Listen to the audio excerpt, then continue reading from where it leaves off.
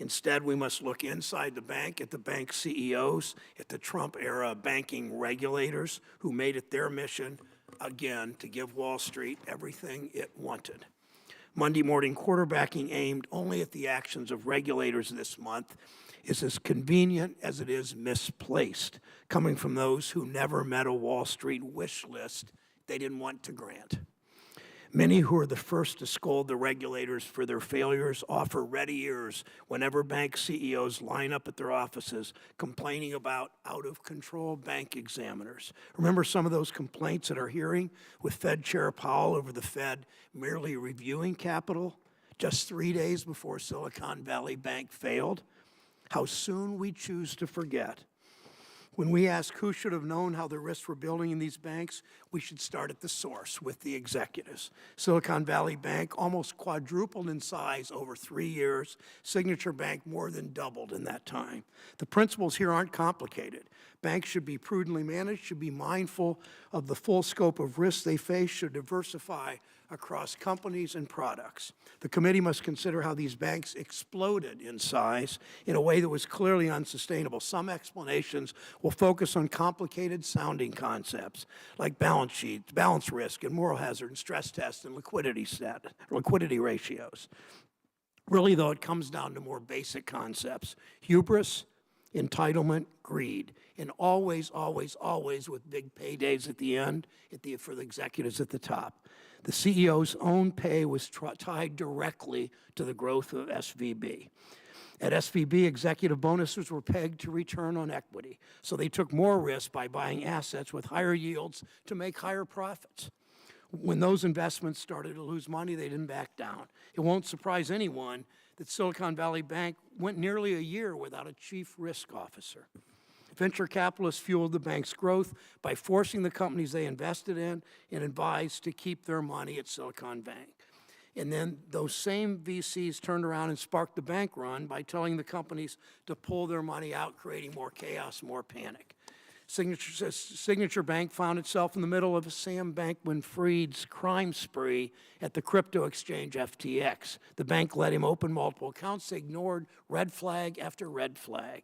It's all just a variation of the same theme, the same root cause of most of our economic problems. Wealthy elites do anything to make a quick profit and pocket the rewards, and when their risky behavior leads to catastrophic failures, they turn to the government. They turn to the government asking for help, expecting workers and taxpayers to pay the price, and too often workers do.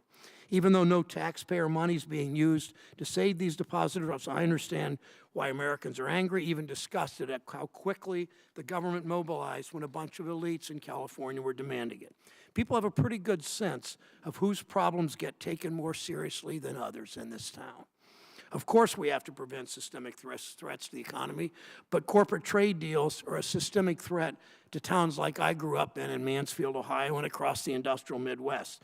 So is a Wall Street business model that rewards short-term profits over investments in innovation and workers. And those threats are not only tolerated, they've been actively pushed by the same crowd that this month clamored for the government to save them. Just as there are no atheists in foxholes, it appears that when there is a bank crash, there are no libertarians in the Silicon Valley. I hope that from now on, those who have no problem with government intervention to protect their own livelihoods will think a little bit harder about what their warped version of the free market has done to workers in Ohio. It may be tempting to look at all this and say, we don't need new rules. The problem was those arrogant executives.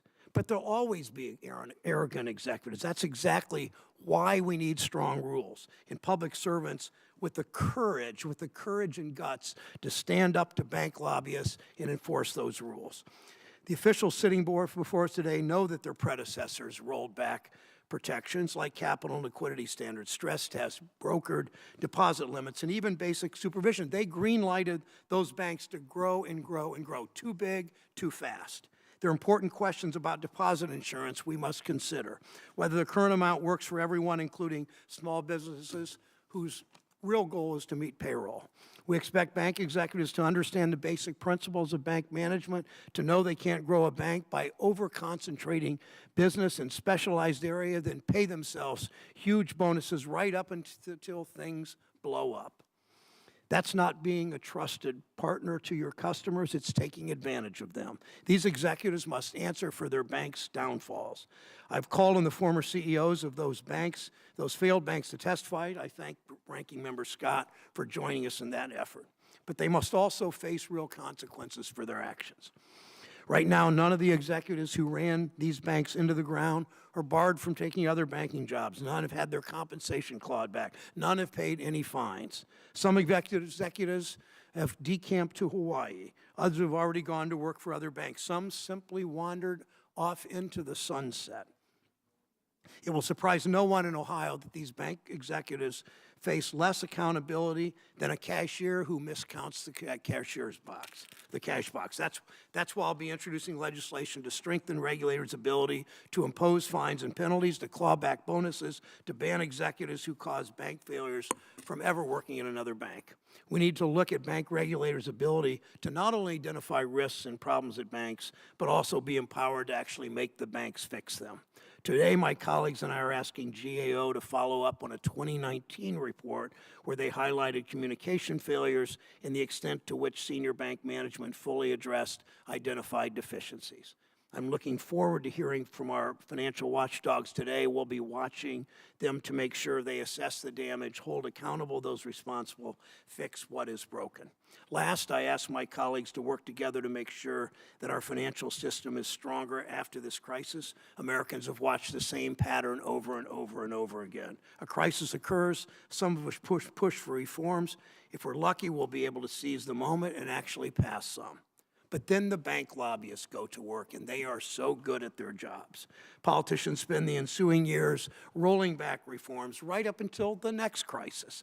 And that crisis happens because, you guessed it, we rolled back regulations in this body, enabling the regulators to roll them back even further. And we know who's the first to get help in any crisis. It's little wonder that workers in Ohio and around the country don't trust banks. They don't trust their own government. It's time we proved them wrong. Ignore the corporate lobbyists and put workers and their families first. Senator Scott. Thank you, Mr. Chairman. Today we are here to understand just how we found ourselves in the middle of the second and third largest bank failure in the United States history. Though our questions are nowhere near answered, this is an important first step in providing transparency and accountability necessary to the American taxpayer.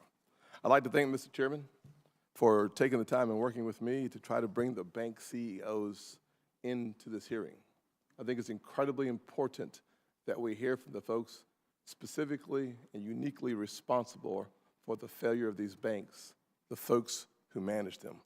By all accounts, this is a classic tale of negligence, and it started with the banks themselves. Without any question, that's where the buck stops. So it is imperative that we hear straight from the horse's mouth, so to speak, to find out why these banks were so poorly managed and so poorly managed the risks. Unfortunately, the bank execs aren't the only managers we're missing. The Secretary of the Treasury and the Chairman of the Federal Reserve are also not here to testify. I don't mean to offend the witnesses that are here, but it is hard to believe that the Biden administration seriously is concerned about the failure that we're seeing when they themselves are shielding the top official at the Department of Treasury, the same official that briefed the president and invoked the system risk exception. Nor do we have Chairman Powell here. Instead, we have the Vice Chair of Supervision here to use the committee as a platform to talk about the wrongs under his supervision. As the Federal Reserve has already announced, he is conducting a review to assess any supervisory failures, which is an obvious inherent conflict of interest and a classic case of the fox guarding the henhouse. The Fed should focus on its mission and not the climate arena. This is a waste of time, attention, and manpower, all things that could have gone into bank supervision. Banks, like any other businesses, must manage their risk and be good stewards for their customers. But unlike other businesses, Banks are highly regulated. Sometimes banks even have their regulators sitting in their banks and continually monitoring the risk and activities, as is the case with Silicon Valley Bank. For the last 2.5 weeks, the regulators have consistently described Silicon Valley as unique and highly idiosyncratic, meaning the warning signs should have been flashing red and SVB should have stood out as what it was. Absolutely a problem child.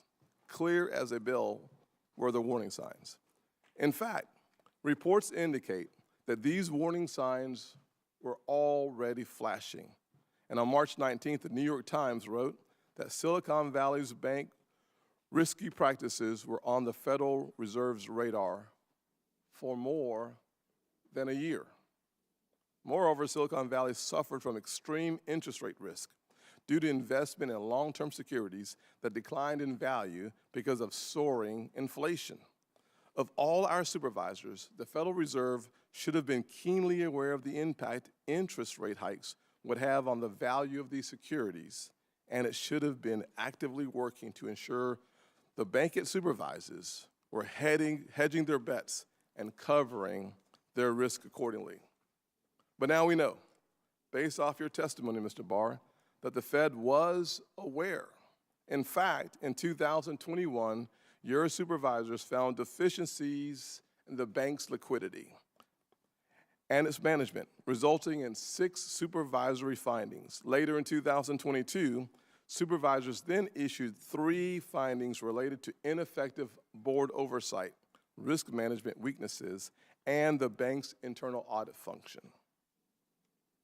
What were the supervisors thinking? The law and the regulations are crystal clear. The Federal Reserve can take any supervisory or enforcement action it deems necessary to address unsafe and unsound practices. Recent reports confirm what we already know.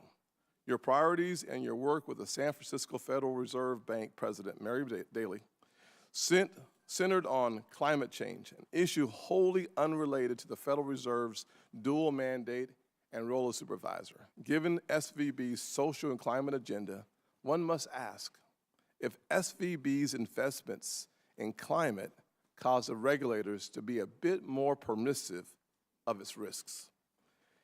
If you can't stay on mission and enforce the laws as they already are on the books, how can you ask Congress for more authority with a straight face? To that end, I hope to learn how the Federal Reserve could know about such risky practices for more than a year and fail to take definitive corrective action. By all accounts, our regulators appear to have been asleep at the wheel. In addition, I also hope to learn more from the FDIC about the role in the receivership and sale of both SVB and Signature Bank, especially on the auction and the bid process. I'm very concerned that private sector offers appear to have been submitted and yet were denied. If Silicon Valley Bank had been purchased before it failed, the panic and the shock to the market and to market's confidence we've seen over the past 2.5 weeks may have been avoided.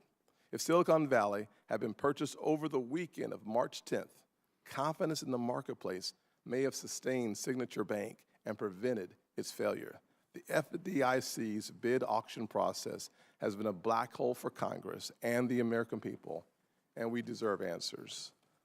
I know in hindsight it's 2020, but when you hear rumors that this process was delayed because the White House doesn't like mergers in any shape, form, or fashion, it makes you wonder what actually is going on.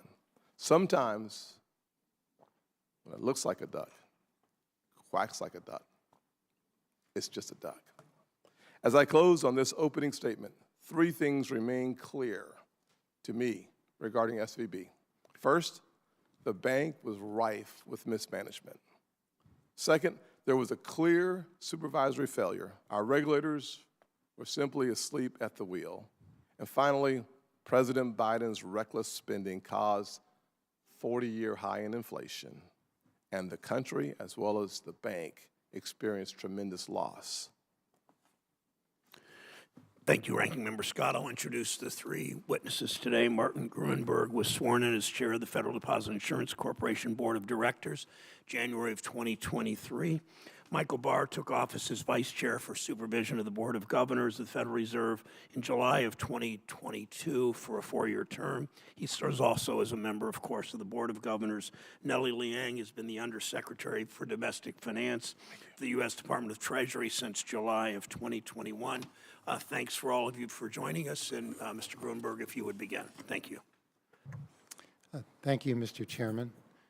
Chairman Brown, Ranking Member Scott, and members of the committee, thank you for the opportunity to appear before you today to address the recent bank failures and the federal regulatory response. On March 10th, just over 2 weeks ago, Silicon Valley banker, SVB as it's known, with $209 billion in assets at year-end 2022, was closed by the California Department of Financial Protection and Innovation, which appointed the FDIC as receiver. The failure of SVB, following the March 8th announcement by Silvergate Bank that it would voluntarily liquidate, signaled the possibility of a contagion effect on other banks.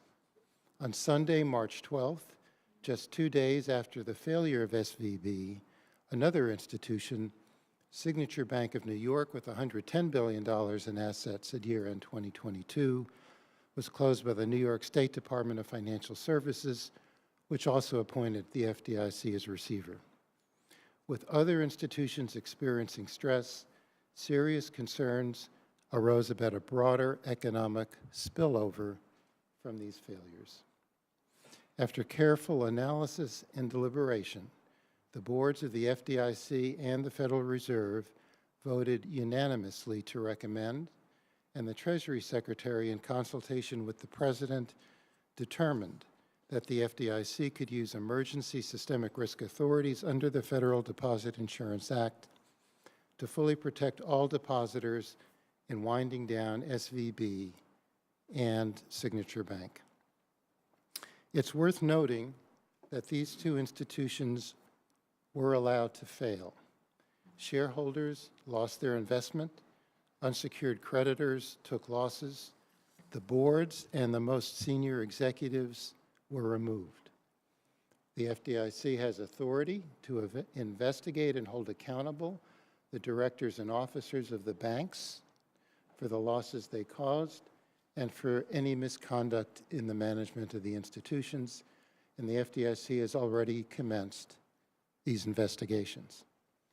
Further, any losses to the FDIC's Deposit Insurance Fund as a result of uninsured deposit insurance coverage will be repaid by a special assessment on banks as required by law. The FDIC has now completed the sale of both bridge banks to acquiring institutions, New York Community Bancorp's Flagstar Bank for Signature and First Citizens for SVB. My written testimony today describes the events leading up to the failures of SVB and Signature Bank and the facts and circumstances that prompted the decision to utilize the authority in the FDI Act to protect all depositors in those banks following those failures. It further describes the management and disposition of the bridge institutions that were established. It also discusses the FDIC's assessment of the current state of the U.S. financial system, which remains sound despite recent events.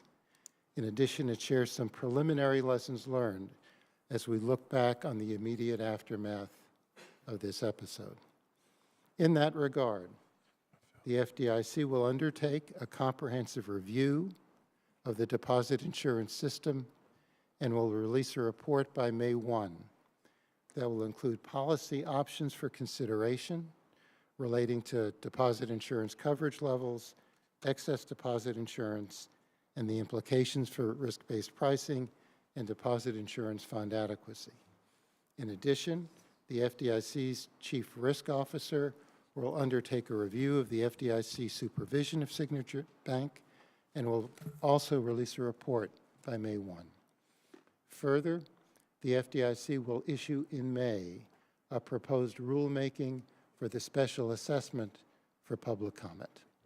The two bank failures demonstrate the implications that banks with assets over $100 billion can have for financial stability. The prudential regulation of these institutions merits serious attention, particularly for capital, liquidity, and interest rate risk. Resolution plan requirements for these institutions also merit review, including a long-term debt requirement to facilitate orderly resolution. Recent efforts to stabilize the banking system and stem potential contagion from the failures of FSB and Signature have ensured that depositors will continue to have access to their savings, that small businesses and other employers can continue to make payrolls, and that other banks, small, medium, and large, can continue to extend credit to borrowers and serve as a source of support. The FDIC continues to monitor developments and is prepared to use all of its authorities as needed. The FDIC is committed to working cooperatively with our counterparts at the other federal regulators, as well as with policymakers in the Congress, to better understand what brought these institutions to failure and what measures can be taken to prevent similar failures in the future. That concludes my statement, and I'd be glad to respond to questions. Thank you. Mr. Grunberg. Mr. Barr, you're recognized. Thank you. Chairman Brown, Ranking Member Scott, other members of the committee, thank you for the opportunity to testify today on the Federal Reserve's supervisory and regulatory oversight of Silicon Valley Bank. Our banking system is sound and resilient, with strong capital and liquidity. The Federal Reserve, working with the Treasury Department and FDIC, took decisive actions to protect the U.S. economy and to strengthen public confidence in the banking system. These actions demonstrate that we are committed to ensuring that all deposits are safe. We will continue to closely monitor conditions in the banking system and are prepared to use all of our tools for any size institution as needed to keep the system safe and sound.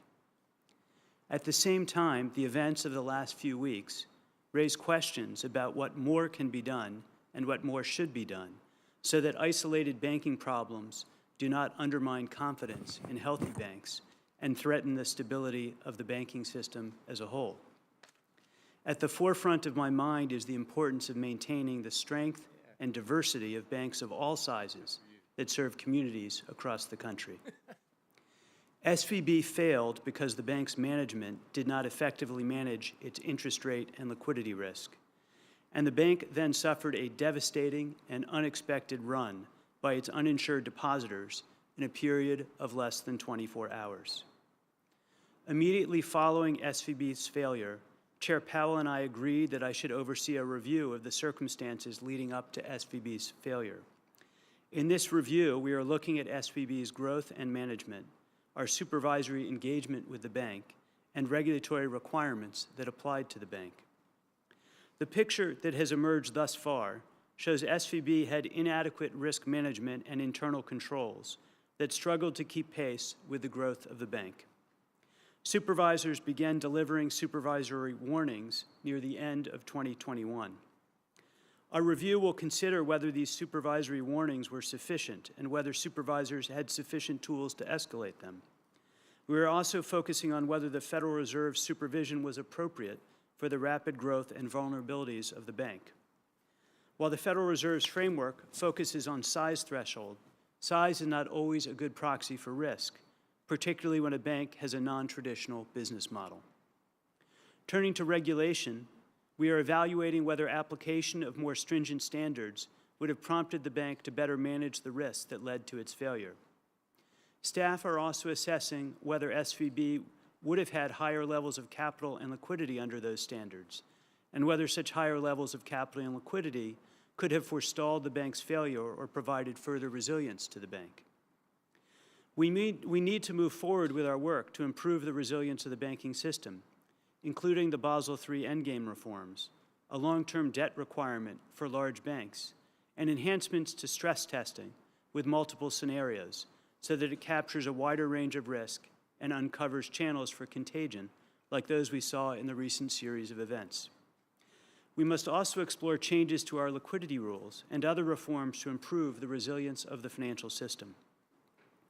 In addition, recent events have shown that we must evolve our understanding of banking in light of changing technology and emerging risk. Part of the Federal Reserve's core mission is to promote the safety and soundness of the banks we supervise, as well as the stability of the financial system, to help ensure that the system supports a healthy economy for U.S. households, businesses, and communities. Deeply interrogating SVB's failure and probing its broader implications is critical to our responsibility for upholding that mission. Thank you, and I look forward to your questions. Mr. Barr, Ms. Liang, nice to see you. Thank you for being here. Thank you. Chairman Brown, Ranking Member Scott, other members of the committee, thank you for inviting me here to testify and for the opportunity to speak several times in recent days to share updates from Treasury regarding current events. The American economy relies on a healthy and diverse banking system, one that includes large, small, and mid-sized banks and provides for the financial needs of families, businesses, and local communities. 4 o'clock this afternoon. Nearly 3 weeks ago, problems emerged at 2 banks with the potential for immediate and significant impacts on the broader banking system and the economy. The situation demanded a swift response. In the days that followed, the federal government took decisive actions to strengthen public confidence in the U.S. banking system and to protect the U.S. economy. On March 9th, depositors at Silicon Valley Bank withdrew $42 billion in deposits in a period of just a few hours.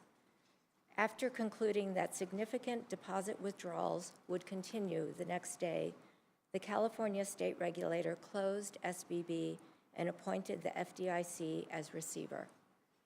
2 days later, the New York regulator closed Signature Bank, which also had experienced a depositor run, and appointed the FDIC as receiver.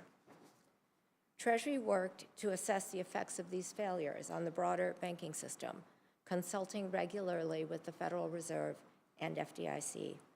On Sunday evening, recognizing the urgency of reducing uncertainty for Monday morning, Treasury, the Federal Reserve, and the FDIC announced a number of actions to stem uninsured depositor runs and to prevent significant disruptions to households and businesses. First, the boards of the FDIC and the Federal Reserve recommended unanimously, and Secretary Yellen approved after consulting with the President, 2 actions that would enable the FDIC to complete its resolutions of the 2 banks in a manner that fully protects all of their depositors. These actions ensured that businesses could continue to make payroll and the families could access their funds. Depositors were protected by the Deposit Insurance Fund. Equity holders and bondholders were not protected. Second, the Federal Reserve created the Bank Term Funding Program, a new facility to provide term funding to all insured depository institutions eligible for primary credit at the discount window, based on their holdings of Treasury and government agency securities.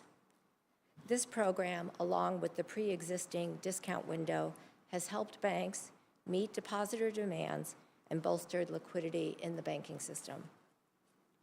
This 2-pronged targeted approach was necessary to reassure depositors at all banks and to protect the U.S. banking system and economy.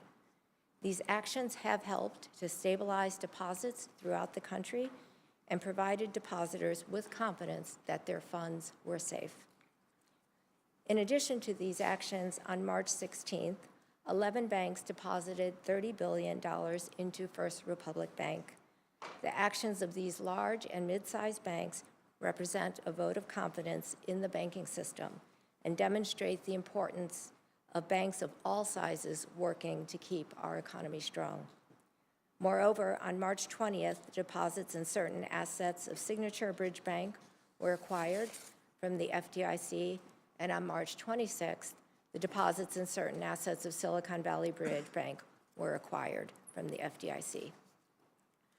We continue to closely monitor developments across the banking and financial system and to coordinate with the federal and state regulators. As Secretary Yellen has said, we have used important tools to act quickly to prevent contagion, and they are tools we would use again to ensure that Americans' deposits are safe. Looking forward, while we do not yet have all the details about the failures of the two banks, we know that the recent developments are different from those of the global financial crisis. Back then, many financial institutions came under stress because they held low credit quality assets. This was not at all the catalyst for recent events. Our financial system is significantly stronger than it was 15 years ago. This is in large part due to the post-crisis reforms for stronger capital and liquidity. As you know, the Federal Reserve announced a review of the failure of SVB and the FDIC a review of Signature Bank. I fully support these reviews and look forward to learning more in order to inform any regulatory and supervisory responses. We must ensure that our bank regulatory policies and supervision are appropriate for the risks and challenges that banks face today. Thank you to the committee for its leadership on these important issues and for inviting me here to testify. I look forward to your questions. Thank you, Ms. Lang. And almost every member of this committee will be here today on both sides of the aisle. Make your answers as brief and as quick as you possibly can. So thank you for that. In 2019, by votes of 4-1 and 5-1, now chair of the NEC, Leo Brainerd, the only dissenter in every one of those votes, the Fed rolled back stronger rules and was responsible for supervising Silicon Bank. Mr. Vice Chair Barr, did the Fed drop the ball because it didn't see the risk that was building? Thank you, Chairman Brown, for that question. Fundamentally, the bank failed because its management failed to appropriately address clear interest rate risk and clear liquidity risk. That interest rate risk and liquidity risk was highlighted by the supervisors of the firm beginning in November of 2021.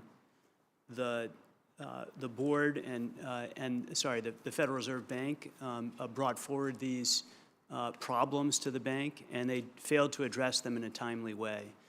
That exposure led the firm to be highly vulnerable to a shock, and that shock came on the evening of Wednesday, March 8th, when it very belatedly attempted to adjust its liquidity position and reported losses on its available-for-sale securities. The market reaction to that was quite negative, and that eventually on Thursday sparked a depositor run.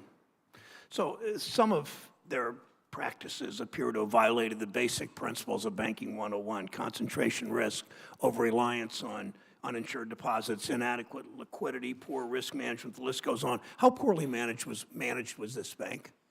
Supervisors had rated the bank at a very low rating. Normally, we would not be describing these matters, confidential matters, but given that the firm failed and triggered a systemic risk determination, I'm prepared to talk about that confidential information. That the firm was rated a 3 in the Campbell scale, which is not well managed. And at the holding company level, it was rated deficient, which is also clearly not well managed. Okay, thank you.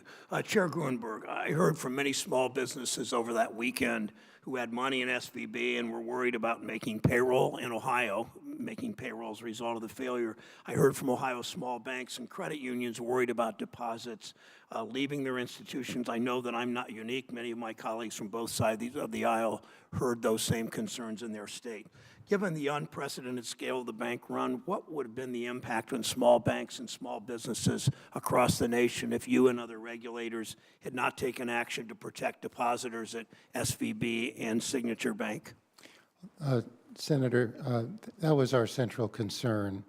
I think the evidence suggested from the sequential failures of first Silicon Valley and then Signature that there was a significant risk of contagion to other institutions. And in fact, over that weekend, we were seeing serious stress at other institutions. And I think that and the potential knock-on effects of that contagion is really what led the Federal Reserve Board and the FDIC Board unanimously to recommend to the Treasury So Secretary. you're saying the actions taken were the least bad option for small businesses and banks across the nation. If you hadn't acted that way, you think there would have been a contagion? I think there would have been a contagion, and I think would be in a worse situation today with consequences for the actors in our economic system that you And referenced. regulators, Republicans, Democrats, all across the board, there was agreement on those actions. Yes. Undersecretary Lang, do you agree with that? Senator Brown, I do agree with that. I think the actions that were taken have been working to stabilize deposits. Had they not been taken, the runs by uninsured depositors from many small and regional-sized banks and mid-sized banks would have intensified and caused serious problems for small banks' liquidity and their ability to support small businesses. Thank you, and if you can answer this really briefly, because I don't want to go over my 5 minutes. Chair Gruenberg, the FDIC announced the sale of SVB and to First Citizens Bank and Trust from Senator Tillis's North Carolina. Estimated would cost the Deposit Insurance Fund approximately $20 billion. How's that cost covered? Oh, that is required by law, and I indicated in my opening statement, the FDIC has to impose an assessment on the banking industry to cover the cost of a coverage for any uninsured deposits. And I would note that the law provides the FDIC authority in implementing that assessment to consider the types of entities that benefit from any action or assistance provided. And as I also indicated in my statement, we expect to issue a notice of proposed rulemaking for public comment in May to implement the assessment. Thank you, and I would point out in your testimony and your answer, there are no tax dollars, nothing funded through the congressional appropriations process. Senator Scott. Thank you, Mr. Chairman. What is the future of regional banking? Sure. I think we have a strong set of regional banks in the United States. I think it was, and as a general matter, their liquidity has remained stable through this episode. And I think it was a good indication, frankly, that in the two failed institutions, in both of those cases, the strongest bids we received to acquire those failed institutions were from two other regional banks that had the capability and strategic business interest to acquire them. So there are a lot of cautionary lessons to be learned from the Senator. I completely agree with that. And we're going to need to carefully review this episode.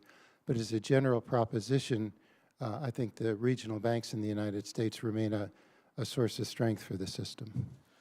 I'd say I walked in on the chairman's comments about the actions that were taken the weekend of the March 9th and how important it was and the importance of making sure we get credit for doing something that actually I thought could have been avoided, frankly. I thought it could have been avoided if we had someone in the private sector make the decision to buy the bank, buy the assets. Had that been done on Friday, March the 10th, I think we could have literally eliminated the fiasco that we saw over the weekend.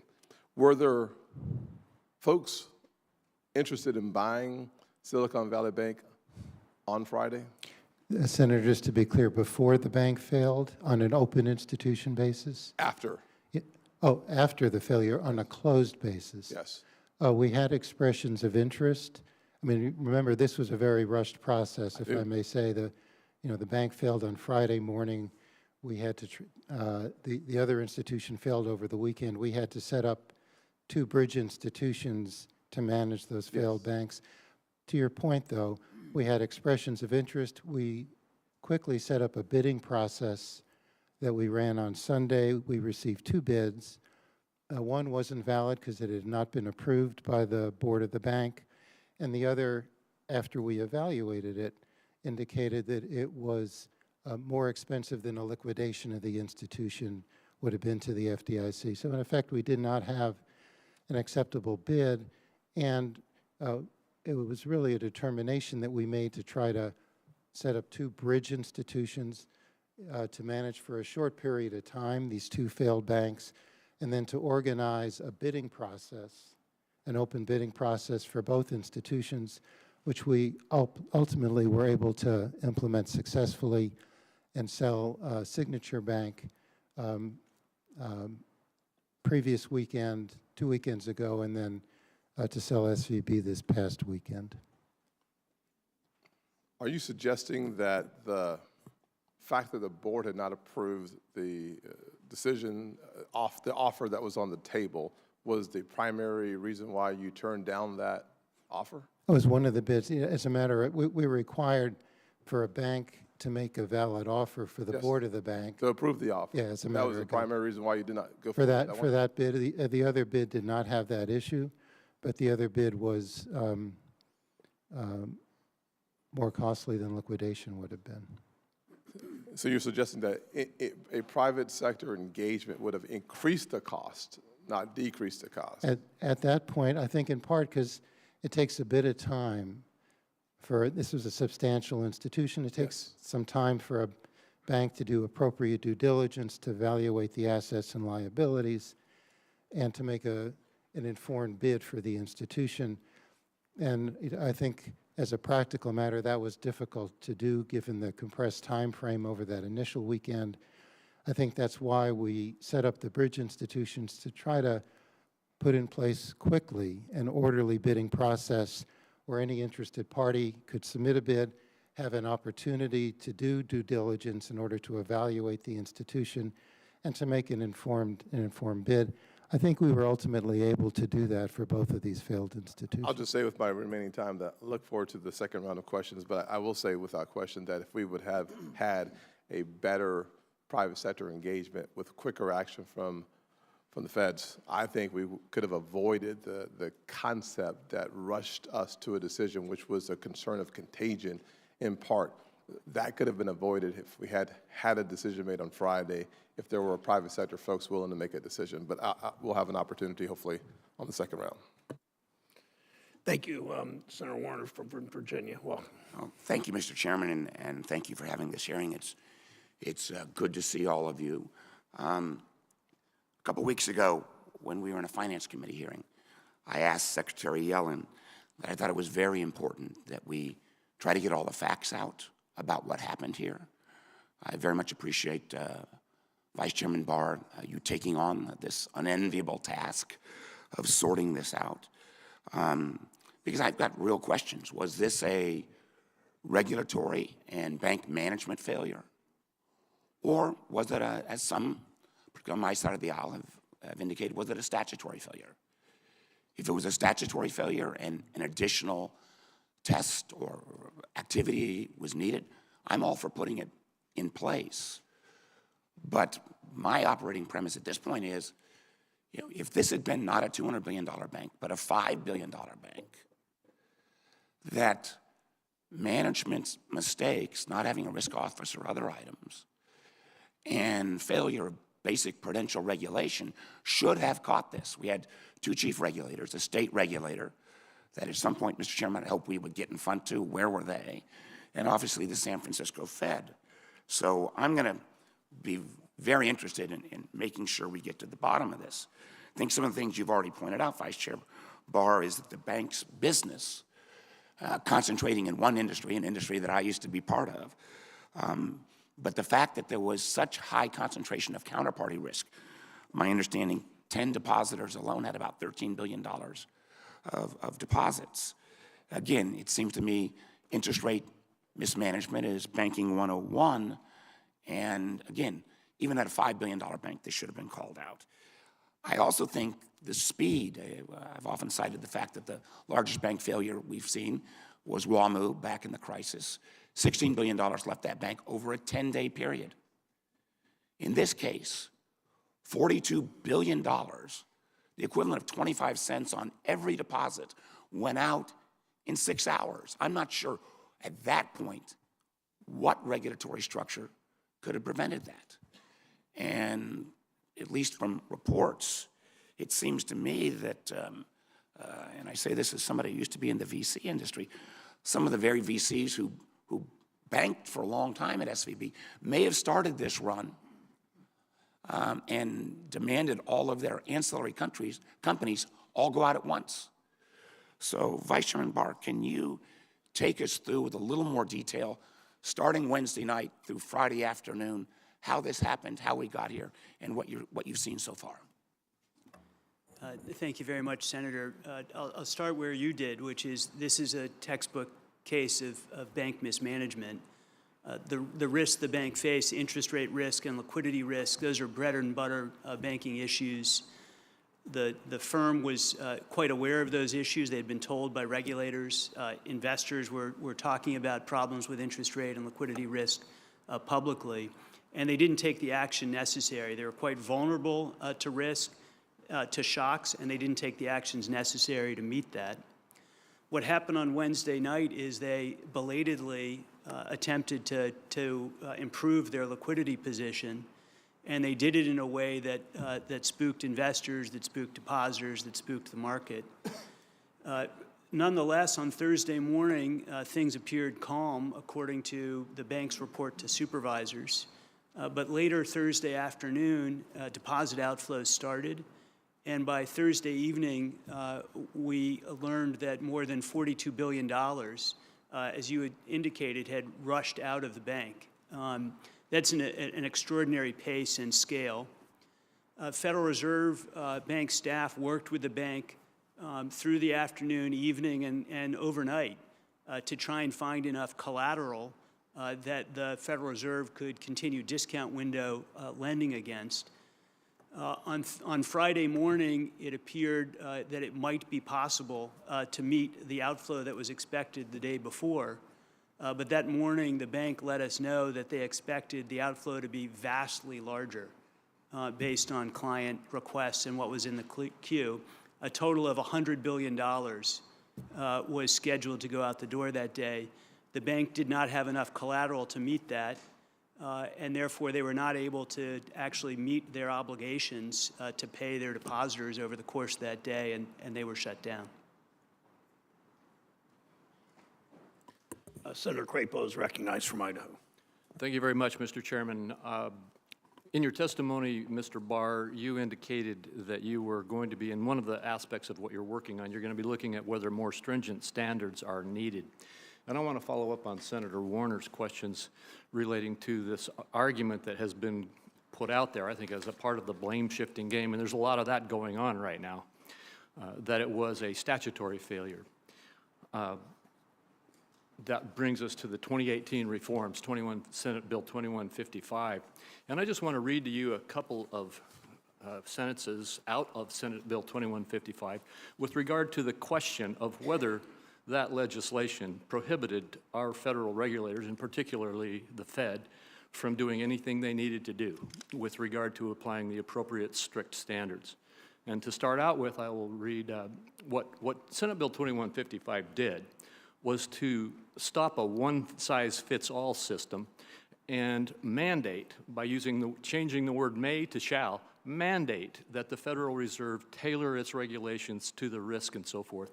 I want to read the language. It mandates that the Federal Reserve differentiate, as it tailors, differentiate among companies on an individual basis or by category, taking into consideration their capital structure, riskiness, complexity, financial activities, including financial activities of their subsidiaries, size, and any other risk-related factors that the Board of Governors deems appropriate. And then at the conclusion of the statute, that section of the statute, it makes it crystal clear, and this is the statutory language. Nothing in subsection A shall be construed to limit the authority of the Board of Governors of the Federal Reserve System in prescribing prudential standards under this section, or any other law, to tailor or differentiate among companies on an individual basis or by category, taking into consideration their capital structure, riskiness, complexity, financial activities, including financial activities of their subsidiaries, size, and any other risk-related factors that the Board of Governors deems appropriate. And I could go on with multiple times that language was repeated. My question to you is, Was there any statutory restriction faced by the Federal Board of Reserves as it issued its regulations on tailoring that would have prohibited them from applying the strictest standards they could to address the prudential needs of our banking system?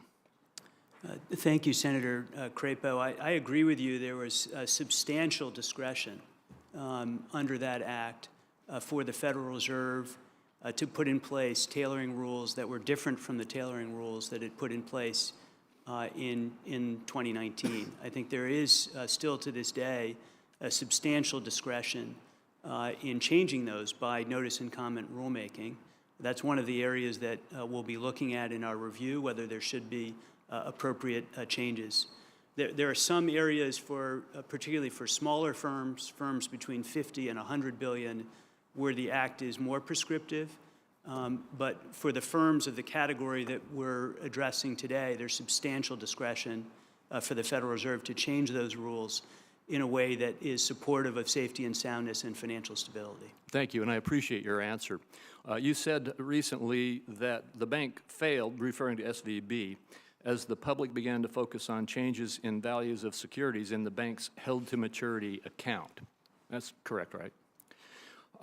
My question to you there is, did the standards on that risk that are used for supervision, were those changed at all in Senate Bill 2155 in 2018?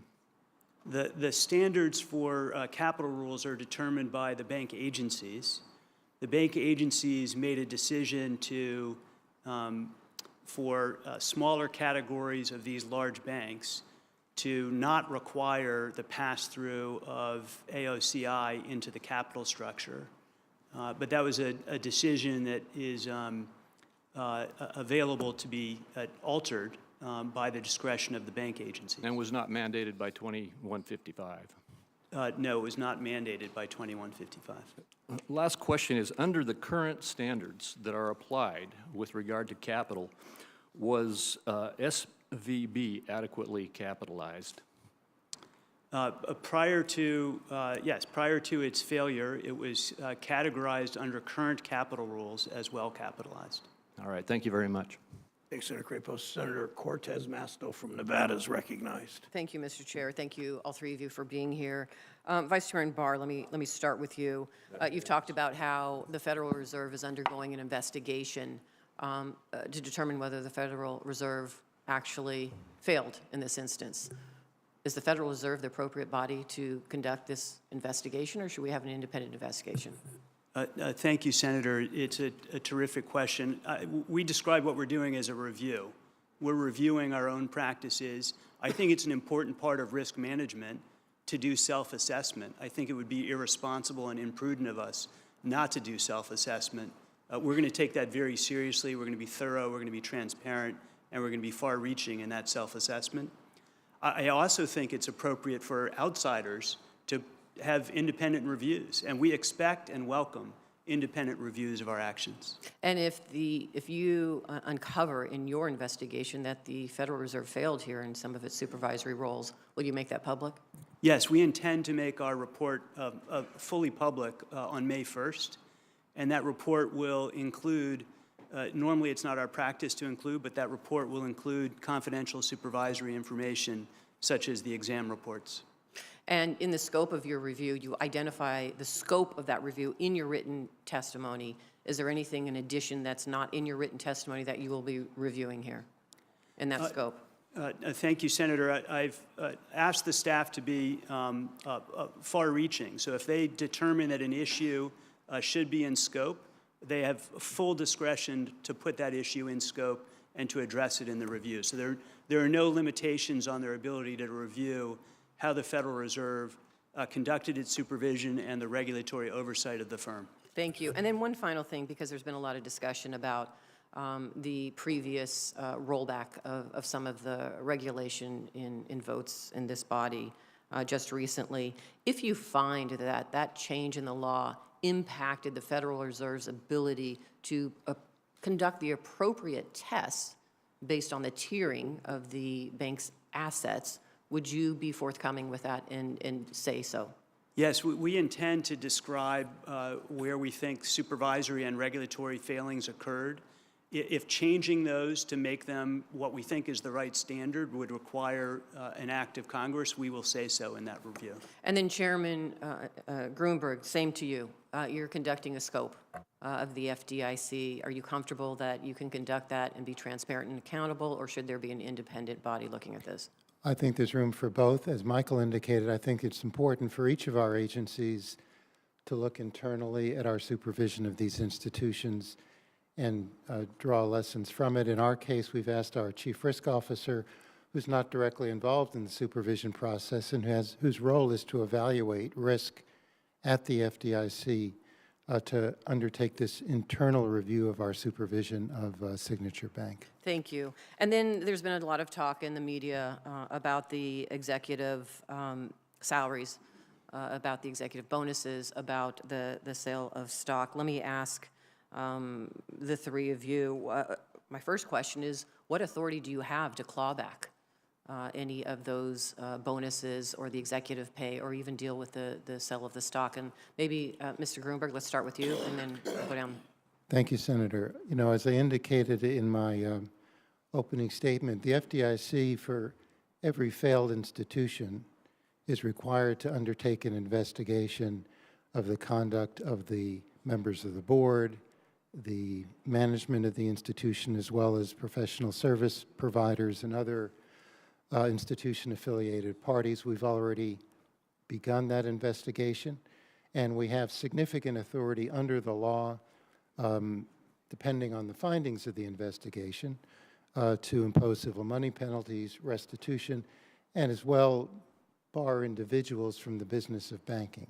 So the authorities are substantial, and we're going to pursue this as expeditiously as we can. I know there's interest. We do not have, under the Federal Deposit Insurance Act, explicit authority for clawback of compensation. We can get to some of that with our other authorities. We have that specific authority under Title II of the Dodd-Frank Act. If you were looking for an additional authority, specific authority under the FDI Act for clawbacks, probably would have some value here. Thank you. Mr. Barr. Thank you. The board does have authority to pursue actions against individuals who engage in violations of the law, who engage in unsafe or unsound practices, who have engaged in breaches of fiduciary duty. We retain this authority even after a bank fails. And we stand ready to use this authority to the fullest extent based on the facts and circumstances. And as with Chair Grunberg, potential consequences include a prohibition from banking, civil money penalties, or the payment of restitution. We intend to use these authorities to the fullest extent we are able. Thank you. Ms. Lang, and I know, with the chairman's indulgence. Yeah, briefly, Ms. Langston. Yes, I defer to the FDIC and Federal Reserve on this. Thank you. Thank you, Mr. Chairman. That was brief. Thank you, Madam Undersecretary. Senator Rounds of South Dakota is recognized. Thank you, Mr. Chairman. First of all, thank you to all of you for appearing before our committee today. Vice Chair Barr, in your testimony, you said that in November, the Fed supervisors delivered a supervisory finding on interest rate risk management to Silicon Valley Bank. As you know, the communication of supervisory findings must be focused on significant matters that require attention. Matters requiring immediate attention, or MRIAs, are matters of significant importance that the Fed believes need to be resolved right away, including matters that have the potential to pose significant risk to the safety and soundness of the banking organization. My question, Vice Chair Barr, was managing interest rate risk listed in the MRIA section of the supervisory finding issued to SVB? And if it was not, why not? Senator, we're still reconstructing the supervisory record. We've just started the review, but my understanding is that they were issued a matter requiring immediate attention based on the inaccuracy of their interest rate risk modeling. Essentially, the risk model was not at all aligned with reality. A pretty interesting statement, if it was not aligned with reality. I recognize that you're going to have a complete report, and I'm not going to try to push you too far into this, but I'm really curious. What's the time frame that's expected for a response for an MRIA, one that requires immediate attention? Senator, there's not a fixed amount of time. It depends on the issue, the scope of the issue, the complexity of resolving the issue. So I don't have a way of giving you a firm baseline on the action, but they're expected to be a top priority for management to address.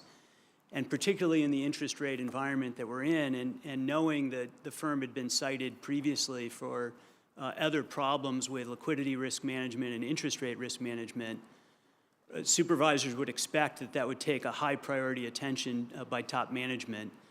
The supervisors met with the CFO of the firm in the fall, in October of 2021, to convey the seriousness of the findings directly. During this time period, perhaps for as much as 6 months during that previous year, the bank was without a risk management officer. Is that correct? That's my understanding. I think it's terrible risk management, obviously, not to have a CRO at the firm.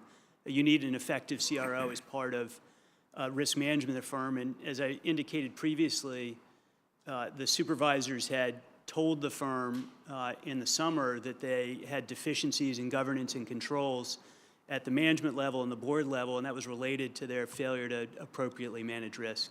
My understanding is that there was a period of time there in which they were without a CFO as well. Is that correct? I don't have the details of that, but I'm happy to get back to you. Okay. And I recognize that there is a difference between a matter requiring immediate attention and a matter requiring attention. Can you kind of share with us the difference? I mean, there clearly is a defined difference between a matter of such importance that it requires immediate attention versus one where it requires attention. Can you talk a little bit about what the expectations are between the two? They both really signal that bank management should pay attention to what's in front of them. They're not issued lightly. A matter require immediate attention is, as its name suggested, telling managers that they should place a priority on fixing this issue over other issues. But the exercise of the line between the two is a matter of supervisory judgment. Just to follow up a little bit, and recognizing once again that we'll get a full report in the next couple of weeks, but it seems to me that when it turns into an MRIA, there is an expectation that the board or the executive officers would respond fairly quickly. To your knowledge at this point, was that expectation met? Well, I think the fundamental fact is, the firm failed because of its interest rate risk and its liquidity risk, and that is, I think, evidence of the fact that they didn't respond strongly enough and promptly enough. In other words, with the information that you had and that the regulators had, they were able to determine that there was a problem at the bank, and they directed that there be a response immediately, an immediate response, based upon the data that they were able to gather at that time. That's a reasonable assumption, is it not? I don't know what the time frame set out in each of the individual orders were, so I'm not able to answer your question with precision, and I want to be very careful to be able to do that. That's fair. And not go beyond the record. Let me just finish with this, though. But we will receive that information when the full report comes out. Yes. On May 1st, we'll release the full report, and it will include the reports of examination. And so people will be able to see what's in the record. Very good. Thank you. Thank you, Mr. Chairman. Senator Menendez of New Jersey is recognized. Thank you, Mr. Chairman. In 2018, Congress passed a bill which was signed into law by President Trump that relaxed regulation for institutions like Silicon Valley Bank. That law, which I opposed, exempted those banks from enhanced prudential standards, stress tests, raised the threshold at which a bank would be considered systemically important. But even as that law kept Silicon Valley Bank off the list of systemically important institutions, the Fed and the FDIC rightly cited systemic risk to justify their actions to prevent runs on other banks. So, Mr. Barr and Mr. Gruenberg, each of you voted to invoke what is known as the, quote, systemic risk exception So with a simple yes or no, can you tell me that the situation at Silicon Valley Bank posed systemic risk? Thank you, Senator. I think it's an absolutely crucial question. The invocation of the systemic risk exception required judgment as well as incoming data, and our best assessment, the assessment of a unanimous Federal Reserve Board and a unanimous board of the FDIC and the Treasury Secretary, was that we were seeing signs of contagion in the banking system that threatened to put at risk depositors and banks across the country. And to make sure that banks could continue to lend in their communities, to make sure that depositors were safe, to make sure that businesses could pay payroll, well, we thought it was important to invoke that systemic risk determination and prevent that. You felt that Silicon Valley Bank was a systemic risk at that point in time? The judgment was really broadly about the risk that the failures of these institutions and other stresses in the system were posing as a whole, as opposed to a particular decision It seems to only me about. that sounds like a distinction without a difference. If any single bank's failure can cause contagion, that threatens the system, then it seems that the bank should be considered systemically important. And so we need to, you all need to have an obligation to be clear with us and with the American people when you took extraordinary steps to protect uninsured depositors that could very well lead to increased fees charged to banks and ultimately to consumers. So I think we need to be clear about what is a systemic risk. And so I'm looking forward to a more crystallized version of that. I was here in 2008. I don't want to live through it again. Do you agree with President Biden's statement 2 weeks ago that Congress should strengthen rules for banks to make it less likely that we will see another failure similar to that of Silicon Valley Bank? Thank you, Senator. I think it's important for us to strengthen capital and liquidity rules. We're working on strengthening them as part of our Basel III reforms and our holistic review of capital. And I think we need to move forward with that. And as both Chair Grunberg and I suggested, with a long-term debt requirement that would provide an additional cushion in addition to capital for large institutions. That work will need to go through notice and comment rulemaking. There will be transition periods for it, but I think that is really important work for us to do, and I'm committed to doing it.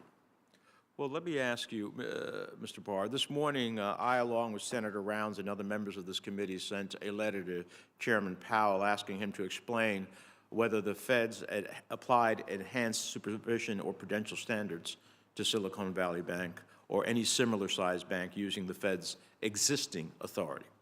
We've also learned from public reporting that Fed supervisors began flagging problems as a SVB as far back as 2021.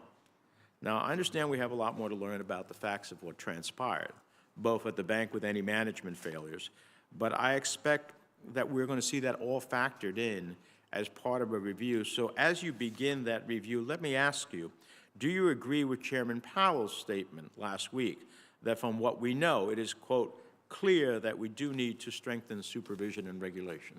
Yes, I absolutely agree with that statement. Thank you for that. Now, lastly, what I would love to know, Mr. Greenberg, about as we think about should we raise the federal deposit insurance, what percentage of account holders does that account for, how much is private versus business, and what are the costs that are associated with it. So I'll just put that out there for you to submit an answer to the record because it will take more time than what I have. But the last point I want to make is we have seen a flight from regional and community banks to quote-unquote too big to fail banks. And a concentration of deposits at a select few institutions also brings about its own risks to the financial system. At the end of the day, it seems that we are incentivizing entities to go to too big to fail banks. It only makes it even more consequential in terms of too big to fail. Is that what we want to ultimately achieve in this process?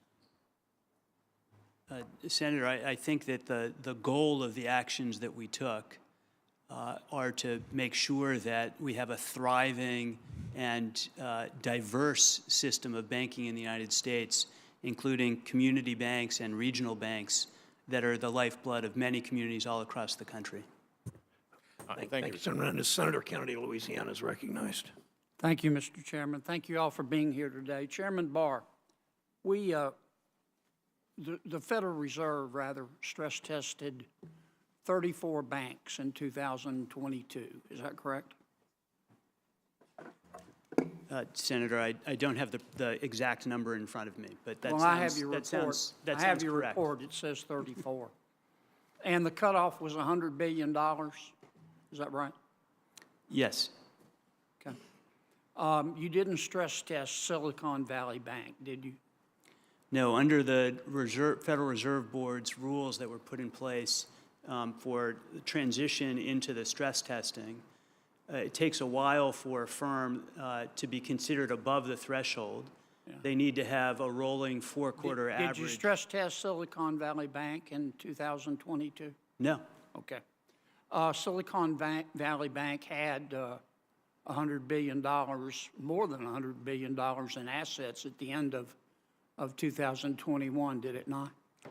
Senator, as I was explaining, the transition rules in place at the time require a rolling four-quarter average to be above that amount. Okay. And then if the firm happens to be in a year that isn't the year that, since it's an every other year test, that a test is running, Right. then it waits till the next year. So for Silicon Valley Bank, that would have meant 2024 would be its first stress test. But the point is, you didn't test Silicon Valley Bank.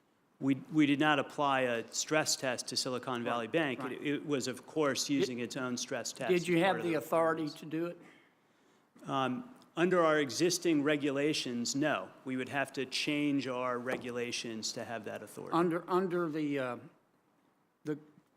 Congress's amendment to Dodd-Frank, Senator Crapo talked about it, 2155, Section 252.3. Isn't it a fact that we gave the Federal Reserve the authority to stress test Silicon Valley Bank? Under that legislation, the Federal Reserve could have put in place a rule defining the word periodic But you in a didn't. different way than was done. Right, but you didn't, did you? The Federal Reserve did not do that. Okay. If you had stress tests, well, let me put it this way. If you had stress tested Silicon Valley Bank in 2022, it wouldn't have made any difference, would it? I don't know the answer to that question. Well, you didn't test for Silicon Valley Bank's problem. I've read your report. Your stress test, you stress tested these 34 banks for falling GDP, spike in unemployment, and defaults in commercial real estate. Isn't that correct? Yes, in a typical adverse scenario for banks, we're testing falling interest rate But that environments. wasn't our and problem in 2022. I completely agree And with it's you. not our problem today. The problem is inflation, high interest rate, and loss of value in government bonds, isn't it? I completely agree with you. So you stress tested in 2022 for the wrong thing. The stress test is not the primary way that the Federal Reserve or other regulators test for interest rate risk. But you stress tested for the wrong thing. As I said, Senator, I agree with you that it would be useful to test for higher rising interest rates. That's why in our alternative scenario, multiple scenario that we put in place for this year's stress test, we do that. These decisions were made before I arrived, but I agree with you that it would But be it's like better to somebody do that. going in for a test for COVID and getting a test for cholera, isn't it? I don't know enough about either of those tests to know. Yeah. Well, they're different. So all this business about, well, the amendment to Dodd-Frank kept them from stress testing. The way I see it, you chose not to stress test, and if you had stress test Silicon Valley Bank, you wouldn't have caught the problem. As I said, Senator, I agree with you that the statute requires periodic stress testing. The Federal Reserve made a decision about how to implement that Right. in 2019. Right. That resulted in SVB not being planned to be tested until 2024.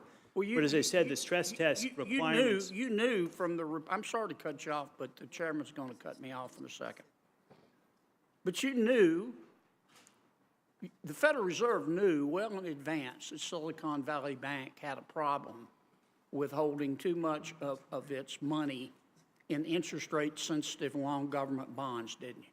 I think the investing public and the Federal Reserve, which cited it for interest rate risk problems, knew that it had interest rate risk. I think The Federal nobody Reserve didn't anticipated do anything a bank. about it, did it? I'm sorry, I couldn't hear The you. Federal Reserve didn't do anything about it, did it? I disagree with that, Senator, respectfully. The Federal Reserve did cite these problems to the bank and require them to take action. Bank management failed to act on those You didn't follow up, citations. did you? Senator's time has expired. I think that I sit here and watch Mr. Barr reluctant to criticize some of the moves of his predecessors at the Federal Reserve. I'll leave it at that. Senator Smith from Minnesota is recognized. Thank you, Mr. Chair, and thanks to our folks for being here today. Really very much appreciate it. So I want to just start by reiterating what I know some of my colleagues have said, which was that as these two banks collapsed, I heard you say very clearly, Vice Chair Barr, the Silicon Valley Bank in particular collapsed because of, what looks like gross mismanagement and failure to manage even the most basic of risks, liquidity and interest rate risks.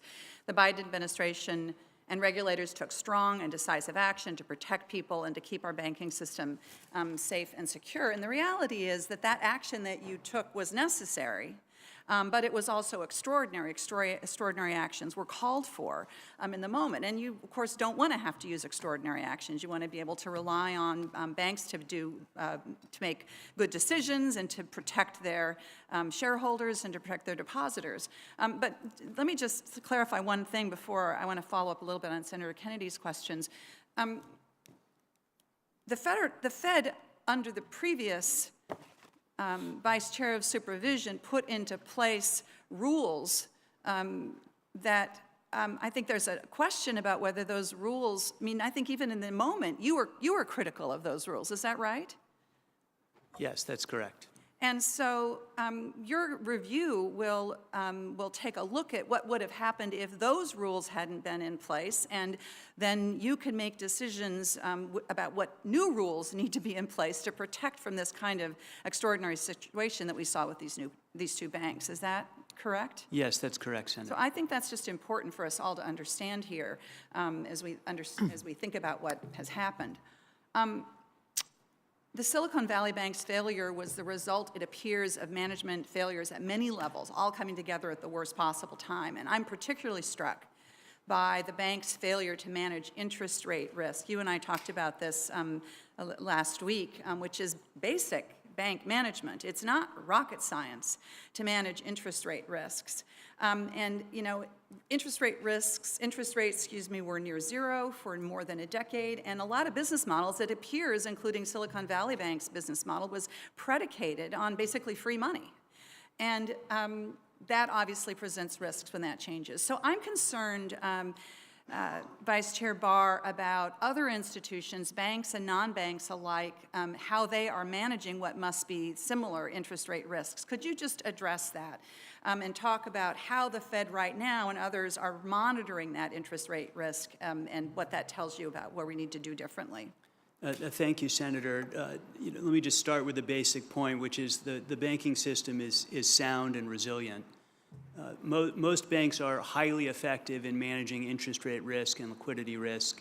It is the bread and butter kind of work of bank management.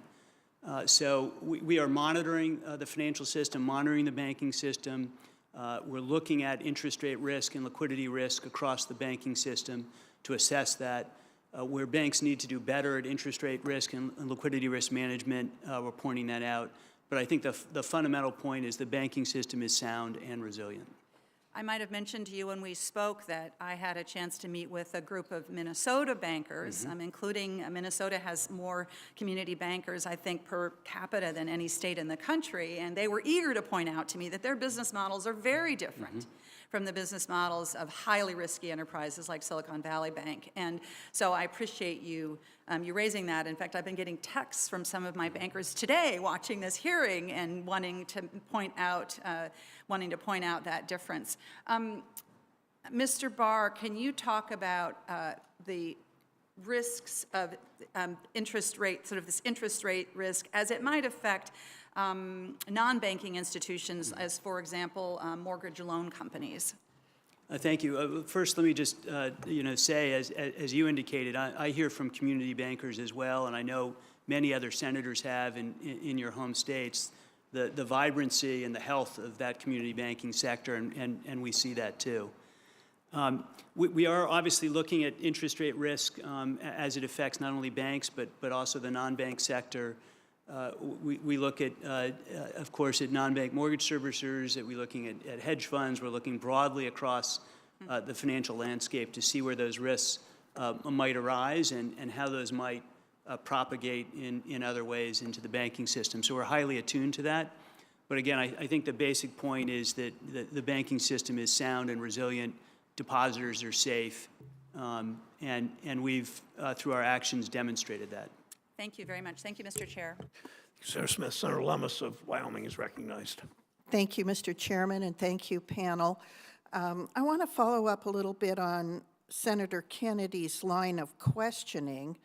As I read Statute 5365, Section C, risks to financial stability, safety, and soundness, the Board of Governors may order or rule, the Board of Governors may, by order or rule promulgated pursuant to Section 553, apply any prudential standard established under this section to any bank holding company with consolidated assets equal to or greater than $100 billion. So that was Silicon Valley Bank. Then you've got Statute 2155, that when it was changed from may to shall, made mandatory a new duty on the Federal Reserve to take into account higher risk profiles presented by certain banks and to strengthen supervision of those banks. So you look at Silicon Valley Bank. They had a number of activities with above average risk profiles. Their concentration of deposits, the quantity of uninsured deposits, 94% uninsured deposits.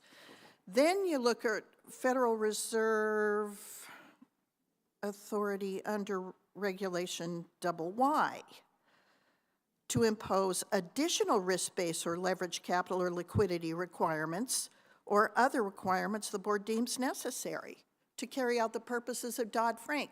I look at all this and I think that among all these statutes and regulations, the Fed had plenty of authority to prevent Silicon Valley Bank and the problems it encountered, and was aware pretty early on that there were unique problems there and that it was a very, very unique financial institution because of its risk profile, but didn't do it. As I look at what authority you've been given, I can't think of another additional rule or regulation or law that you needed. Tell me whether you agree with that or not.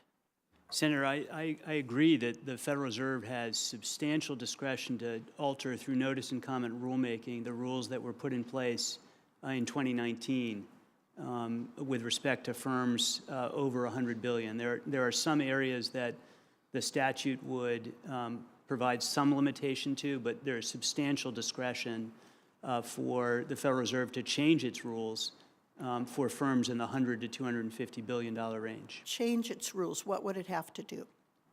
We would have to go through a notice and comment rulemaking process. Oh, I don't mean the procedure for changing a rule. I mean, what changes would you make to the rule? Senator, we haven't made a definitive conclusion on that. We're undertaking this review of SBV's failure in order to better assess whether it would be appropriate to change capital rules and liquidity rules for this size firm, for firms more generally. We're looking at that right now.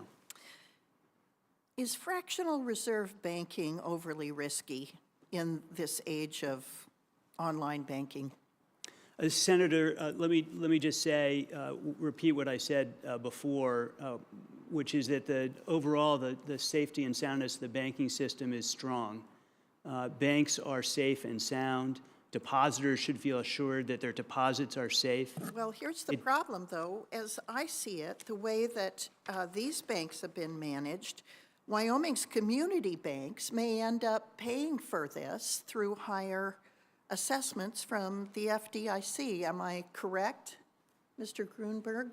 Well, as I indicated, Senator, in regard to these two institutions, any cost to the Deposit Insurance Fund from covering uninsured deposits is required by law to be recovered through an assessment on the banking industry. Exactly. If I make just one additional point, the law does give the FDIC authority in implementing that assessment to consider the types of entities that benefit from any action taken or assistance provided. So are you saying that you're able to exempt Wyoming's community banks from paying for this? I'm suggesting we have some discretion there, and we're going to consider that issue carefully. Will you exempt community banks from having to pay for this? That's a judgment our board is going to have to make. And as I indicated, we anticipate going out for notice and comment public rulemaking in May to implement the assessment. And as I indicated, we have discretion Do you here have under to the law. go through APA rulemaking to assess? That's the law. That's a legal requirement. Thank you, Mr. Chairman. Thank you, Senator Lemons. Senator Warren of Massachusetts is recognized. Thank you, Mr. Chairman. So we just experienced the second and third largest bank failures in American history.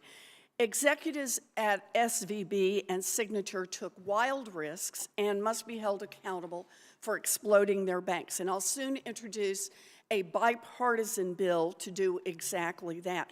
But let's be clear, these collapses also represent a massive failure in supervision over our nation's banks. So coming out of the 2008 crisis, Congress put tough banking rules in place. Now, big banks hated them, and their CEOs lobbied hard to weaken those rules. Ultimately, Congress signed off, and then it got bad, really bad. Regulators burned down dozens of safeguards that were meant to stop banks from making risky bets. Now, the three of you here today represent the U.S. Treasury and two of our top banking regulators. I'd like to know if you believe that we need to strengthen our banking rules going forward to ensure the safety of our financial system. Vice Chair Barr, let me start with you. Do you believe we should strengthen our financial rules going forward? Yes, I do, Senator. Thank you. President Biden agrees with you as well. 2 weeks ago, he stated that we must, quote, strengthen the rules for banks to make it less likely that this kind of bank failure would happen again. Chairman Grunberg, what about you? Do you agree with President Biden that we need to strengthen our banking rules? I do agree, Senator. Good. And now, Under Secretary Liang, do you agree with the President on this? Senator, I agree that we do need to prevent these types of bank failures. Well, I'm asking you, of course we need to prevent them, but that's not by simply wishing it. It's by stronger regulation, is that right? I agree, Senator. Okay, good.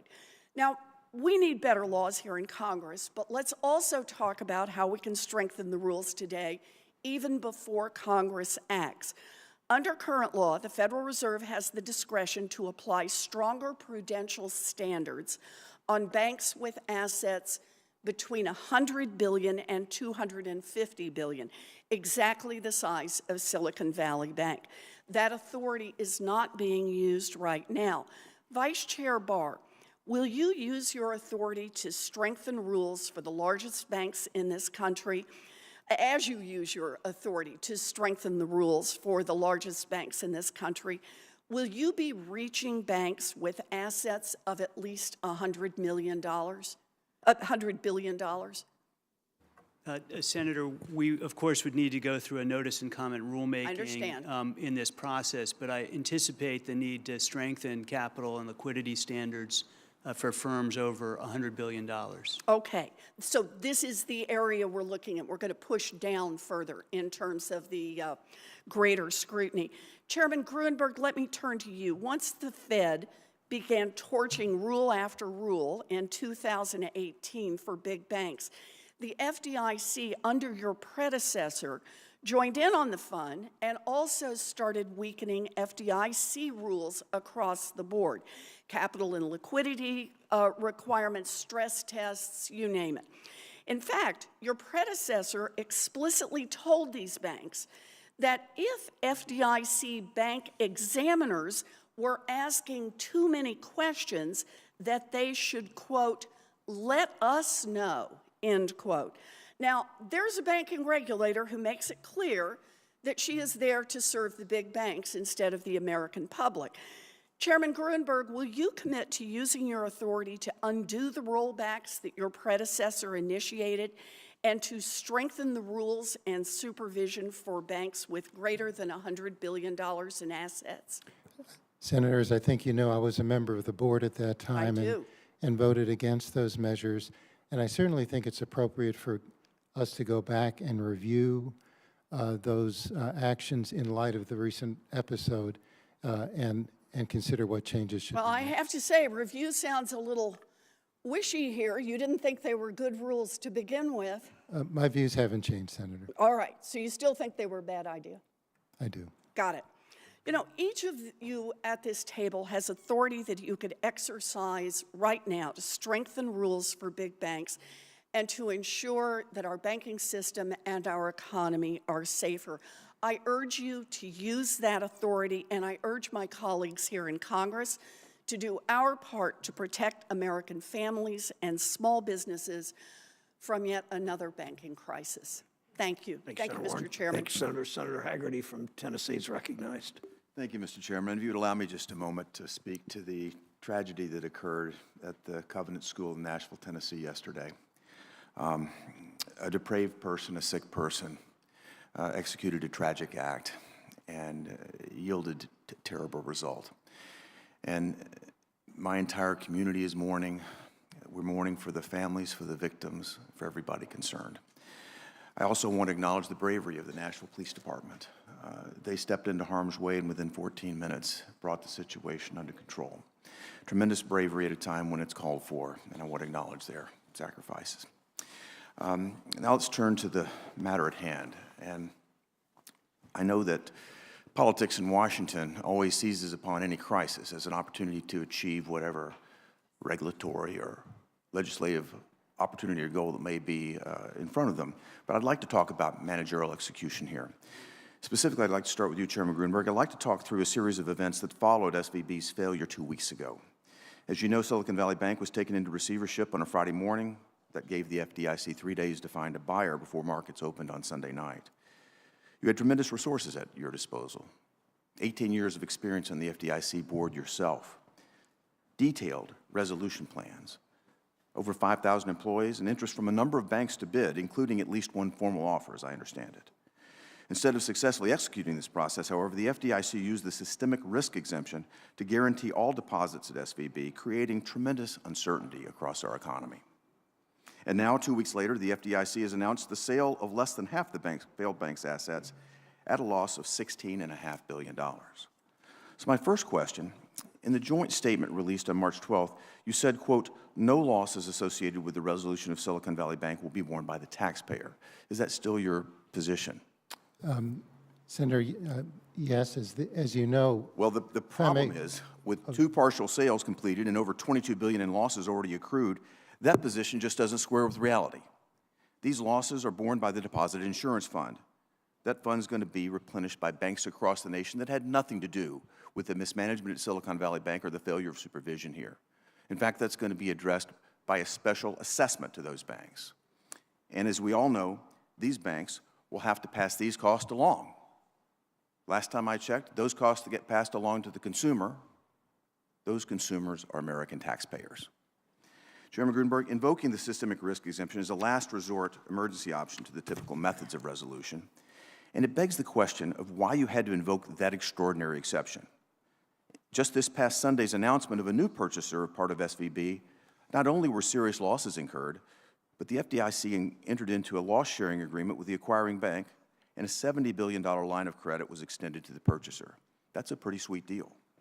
And this makes me wonder what prevented the FDIC from coming to a deal like this 2 weeks prior. You told Ranking Member Scott that you received bids for SVB over the weekend following its collapse, but that they were insufficient. What was your counteroffer? And did you engage with the board of the bank that didn't approve this to get them to step up and approve it? We received one offer that was frankly more expensive than the cost of liquidation. It didn't appear to be a viable offer at that moment. Was there a counteroffer to that? I would have to check with our staff in terms of how much of a back and forth occurred. Let's talk about the bidding process itself. Were certain banks dissuaded by you or anyone else associated with this from bidding on SVB, either before or after the bank was taken into receivership? No, Senator. Throughout the course of that weekend, I was inundated with phone calls telling me that legitimate bidders were being waved off of the process. It's one thing to reject a bid if it's bad, but if ideology had anything to do with this entire committee is going to be deeply concerned about that. I look forward to the GAO's report on this because the result of this failure places the banking sector in a state of disarray that we've never seen before. In spite of all the preparation and tools at your disposal, the FDIC failed to do its job. There was obviously enough demand to orchestrate a sale. What it looks like to the American people is that you simply didn't feel the incentive to execute and leaned on the systemic risk exemption to buy time, and in doing so, have placed the entire U.S. banking sector into uncharted waters. I don't see any apparent improvement in outcome, and this is a disgrace. I look forward to the GAO review, and I hope that we get to the bottom of this. Vice Chair Barr, very quickly, I'd like to come to you.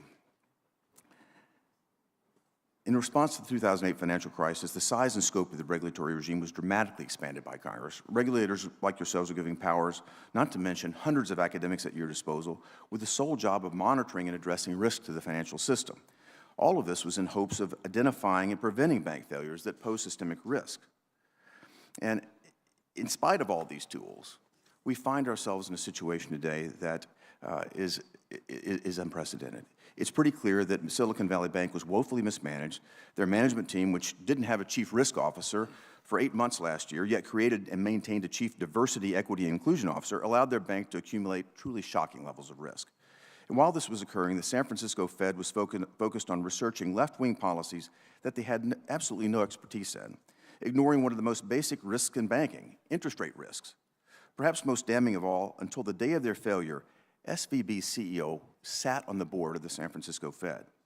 So, Mr. Barr, in your review of what went wrong in your supervision, will you consider the level of managerial distraction that was evident at the San Francisco Fed?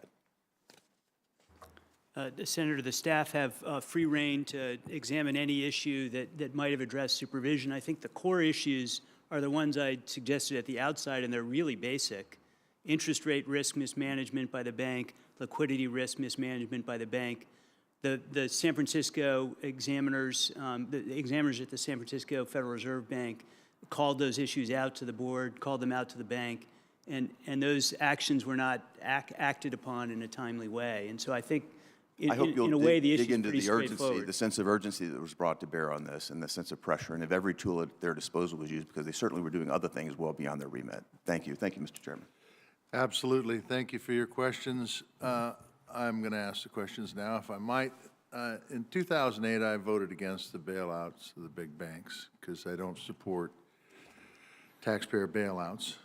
We do need to protect American consumers and small business folks.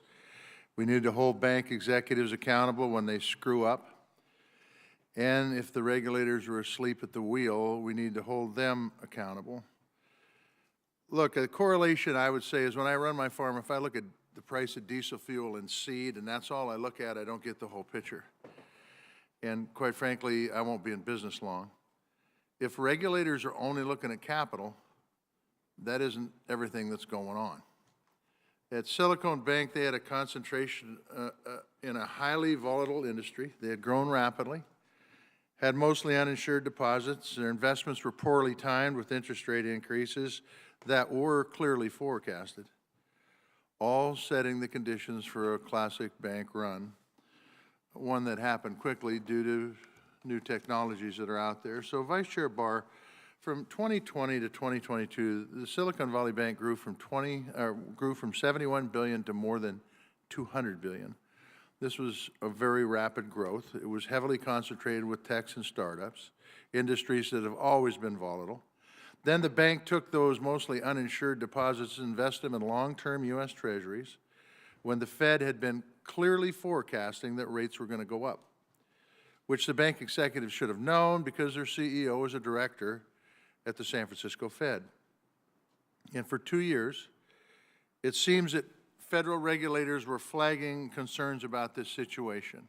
Is that a fair statement, that for 2 years that the Fed was flagging concerns about this bank's financial viability?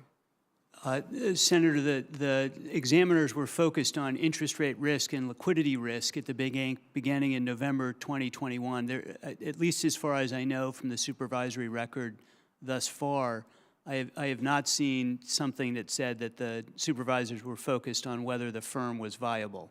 But our review is underway. But doesn't that impact the viability? Yes, Senator, is a core safety and soundness risk, a liquidity risk and interest rate risk are core risks that the bank mismanaged. So were the regulators physically in the bank? So I've talked to a lot of intermediate-sized banks. They tell me that the regulators are right there 5 days a week, 7 days a week if they're open 7 days a week. Were the regulators in that bank? Physically speaking, Yes. I actually don't know. The part of the supervisory period is during the pandemic when activities were happening I've got you. in part remote. So Okay. I don't have yet, but we will have. I just want to point out the fact that the pandemic's been over for quite a bit, and the opportunity for those regulators to be in there would have been long before a month ago. Yes, Senator, I don't have the full supervisory record. We've just begun our review, and I want to be very careful to answer only questions I know. Do you know if the Fed supervisors met with the board of directors of Silicon Valley Bank? I don't know that yet. I know they met with senior management, but I'm still reviewing the record. So you wouldn't know if Silicon Valley Bank had a risk committee and if, in fact, the Fed supervisors met with the risk committee? I will know that by the May 1st report. So were they warned about potential fines?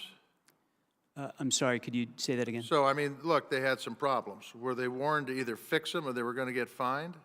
The matters requiring attention and matters requiring immediate attention, to my understanding, require the fixing of the problem, but I don't know whether they've highlighted any additional steps that might be taken. Certainly, the firm was on notice that they needed to fix those problems quite clearly since November of 2021. But yet they didn't. They did not. So what point in time does the Fed regulators drop the hammer on this outfit? I mean, I don't even need to get going on the bank CEO taking a ton of money right before this thing went belly up, as it was going belly up. At what point in time, we can have all the regulations on the book. I've talked to a lot of bankers who said if this had happened before Dodd-Frank, the regulations were there to stop this to happening. And we have Dodd-Frank, and we did make 2155 to tailor the regulations to fit the risk. That was a big part of it on the intermediate banks, and in fact on the small banks too. But yet, for over a year, and correct me if I'm wrong, Mr. Barr, for over a year, regulators were saying to this bank, straighten up and fly right, and they never did a damn thing about it. And the regulators didn't make it so damn miserable, which my understanding is regulators are pretty good at that when they want to be, make it so damn miserable that these folks would adjust their business plan to take care of the risks that was in their bank. Senator, I agree that the risks were there, that the regulators were pointing them out, and the bank didn't take action. It's ultimately, in the first instance, the bank management responsibility to fix these problems, and they failed to do it. Where we didn't take enough action, if the Federal Reserve supervisors didn't take enough action, we're going to be talking about that in our review, and we expect to be held accountable for it. So I got to tell you, Michael Barr, I am not a banker. I ain't even close to being a banker. I'm a dirt farmer, and I'm going to tell you, when they laid out what this bank had happened over the last 2 years, you did not have to be an accountant to figure out what the hell was going on here. I agree. And all I've got to say is, as you do your look back into what transpired, it better be fixed. If it's the regulator's fault, it better be fixed. If it's the regulation fault, it better be fixed. If it's something else, I hope there's a report to this committee saying, you know what, guys, this can happen again unless this happens.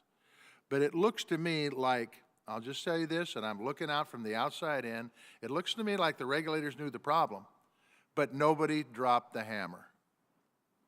Thank you, Senator Tester. As I said, our review is going to be thorough, it's going to be open, and if we find problems like the ones that you just described, we're going to say it clearly and describe what we think should be done. When do you think that report will be done? And I'm way over time, sorry. When do you think that report will be done? May 1st. May 1st, so we got a month. We should have them back after the report is done. We look forward to that. Thank you. Senator Vance.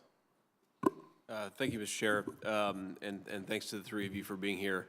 I want to talk just a little bit about the inherent unfairness and what I think transpired with Silicon Valley Bank. And I come from the venture capital industry, and this is a statement against interests, and certainly a statement against the interests of some of my friends. But the business model of Silicon Valley Bank was to provide banking services to venture capital firms and to venture-backed companies.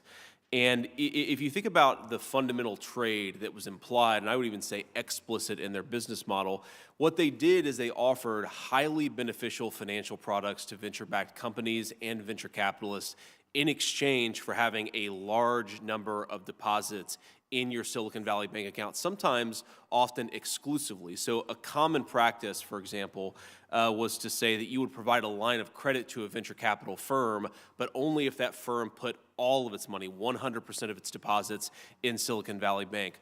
Or they would offer private jet financing and other goodies that are basically beneficial only to the very wealthy in exchange for having all of your deposits at Silicon Valley Bank.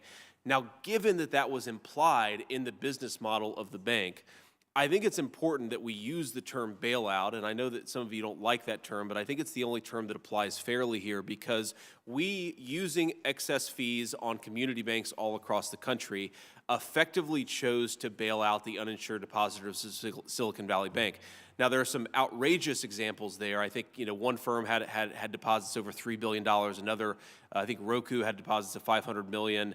But there were a lot of people, a lot of firms at Silicon Valley Bank that had deposits well over $1 million, well over $5 million. And what we did in practice do was bail them out. I guess my first question, I'd put this to all three of you, and because time is limited, I'd like you to answer quickly, is what is the threshold?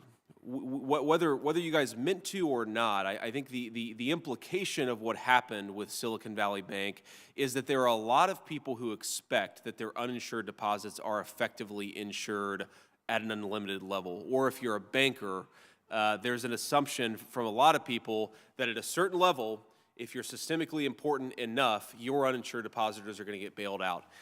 Maybe just go from left to right, starting with Mr. Greenberg, but at what level do you think uninsured deposits, in theory, are effectively unlimited uninsured in our banking system today? Well, if I may say, Senator, you're asking important questions. I think we have a lot of lessons to learn from this episode. The decision to cover uninsured depositors at these two institutions was a highly consequential one. Yes. That has implications for the system. I think we need, and I indicated in my statement earlier, we need to do a comprehensive review of our deposit insurance system and consider the questions that you raise. The FDIC is going to undertake that, and by May 1, we'll deliver a report including policy considerations to take into account. So we want to try to be responsive on that. Thank you. Mr. Barr. I also think you raise important questions. When we were looking at the systemic risk determination with respect to these institutions, we were thinking about the risk to the broader financial system, not the particular depositors at one or two institutions. We're thinking about and concerned about the extent to which that could impact regional banks across the country, community banks across the country. We were hearing concerns from bankers and from depositors, from businesses around the country. It's a difficult judgment, but one that, at the end of the day, a unanimous FDIC board and a unanimous Federal Reserve Board and the Treasury Secretary agreed that risk to the system was not a risk that was worth taking. And so, today I think we can, say that the banking system is sound and resilient, and the steps we took demonstrated that resilience and the safety of deposits around the country. So I'm less concerned with the decision itself, though obviously I have a lot of questions there. I think there's an open question about whether we could have provided the confidence to the banking system and the liquidity that was needed in case of a bank run without bailing out the uninsured Silicon Valley Bank depositors. I think that's maybe a topic for a follow-on hearing. But what I worry about is the fundamental unfairness here, that we've drawn a line, and I don't know whether the line stops at Silicon Valley Bank, maybe it goes much further, maybe it stops there, where if you're systemically important, which is a term that's impossible for anybody here to define with confidence, if you're systemically important, your uninsured deposits are effectively unlimited in their insurance, whereas if you're not systemically important, if you're a regional bank in Ohio, there's a very good chance that your uninsured depositors will not receive that bailout. And I think that uncertainty is a really, really big problem with what you guys have done. I'm not saying that in an accusatory way. I understand that there were reasons to do what you did, even though I don't think it was the right decision. I'm just saying I think it has some real moral hazard here. I know I'm over time here, so the one thing I'd ask here is just unanimous consent to introduce a letter to the record from American Share Insurance. This company provides private deposit insurance to most state-chartered credit unions, including the 43 in Ohio. And just on this point of moral hazard and on this point of unfairness, what I'd like you guys to consider doing is extending the same implied offer that you gave to the Silicon Valley Bank uninsured depositors, to do it a little bit further down the banking ladder, so that everybody benefits from the rule that you guys have created for Silicon Valley Bank. Without objection. Senator. Thank you, Mr. Chairman. Thank all of you for your service and testimony today. Mr. Gruenberger, you're aware, are you not, of the fact that the CEO of SVB sold $3.6 million in company stock just 10 days before the bank collapsed and the FDIC took over its deposit. So you're aware of that, right? I am, Senator. And are you aware of the fact that other executives of the bank and employees of the bank received bonuses literally hours before SVB collapsed? Yes, Senator. Now, I believe we need to have an independent investigation into any criminal culpability, possibility of insider trading in this case. But regardless of any criminal culpability that may be there, I think it's simply wrong, and I think almost every American would agree it's simply wrong for the CEO and top executives to profit from their own mismanagement and then leave FDIC to be holding the bag. Would you agree with that proposition, that that would be wrong? Yes, Senator. Now, Dodd-Frank provides clawback authority that applies to the biggest banks under the Orderly Liquidation Authority, under OLA. But as I understand it, that authority does not apply to SVB Bank. Am I right about that? That is correct, Senator. Could I elaborate on that briefly? If you could briefly. Just Very briefly. We do not have explicit clawback authority. We do have an obligation to investigate any misconduct by the board and management of the institution, and we do have authorities to impose consequences, including civil money penalties, restitution, and barring individuals from the business of banking. So we can get at some of the issues raised, but it's true we do not have explicit clawback authority. And I indicated earlier it would be reasonable to create parity between the Dodd-Frank Act and the Federal Deposit Insurance Act in that regard. Well, I'm glad you raised that. I heard your response earlier, and Senator Kennedy, a member of this committee, and I are working right now on bipartisan legislation to accomplish exactly what you said. I hope we can introduce it this week, and I know the chairman of the committee is interested as well in pursuing that. I asked Secretary Yellen in another hearing last week whether she and the Biden administration fully supported it. The answer was yes. So I hope we can move forward on that piece as quickly as possible because there does seem to be a hole in your authority. You have some authorities you indicated, but there is a hole in that authority that we have to plug, and you agree with that. I do, Senator. So, Vice Chair Barr, I wanted to ask you about some guidance, in fact, a rule that was issued by your predecessor, former Vice Chair of Supervision, Quarles, shortly before his departure in March 2021. And this rule established that supervisory guidance does not have the force of law, and it cannot be used in the event where it would halt banks' abilities to conduct mergers and acquisitions and that sort of thing. I fully understand the distinction between supervisory guidance and black-letter law, but I think it's important to note that this request for this rule, according to the Fed's staff memo, that this guidance was issued upon industry request. And they specifically note the Bank Policy Institute and the American Bankers Association is submitting a petition asking for this rule to provide guidance to try to weaken the punch of the supervisory rules. Are you aware of that? Yes, Senator.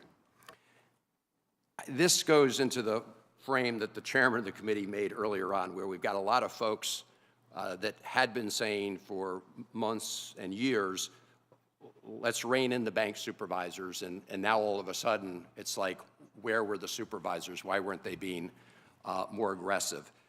Do you agree that that guidance, putting that into rule, sent a message that you don't have to listen to supervisors' guidance that much? And would you be willing to take a look at whether or not that should be repealed?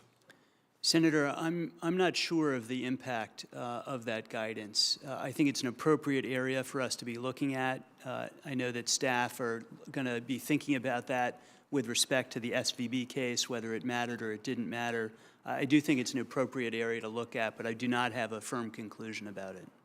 Well, I hope you'll take a look at it, because it was done at the behest of the industry, and clearly the intent was to undermine the impact of the guidance provided by the regulators. So it seems to be part of a pattern of an effort to push back on regulators' authority and then come back and do the Monday morning quarterbacking and saying, where were they? Thank you, Mr. Chairman.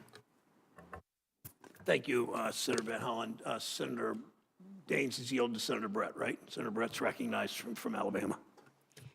Thank you, Mr. Chairman. Thank you, Senator Daines. I appreciate the opportunity to be able to ask you all a few questions. I want to start by saying I am proud to be from the great state of Alabama, where our financial institutions are strong. Our regional banks, our community banks, our credit unions, and the critical role they play from our main streets to our rural roads could not be understated. So I am proud of the work they do and proud of the strength they continue to exhibit.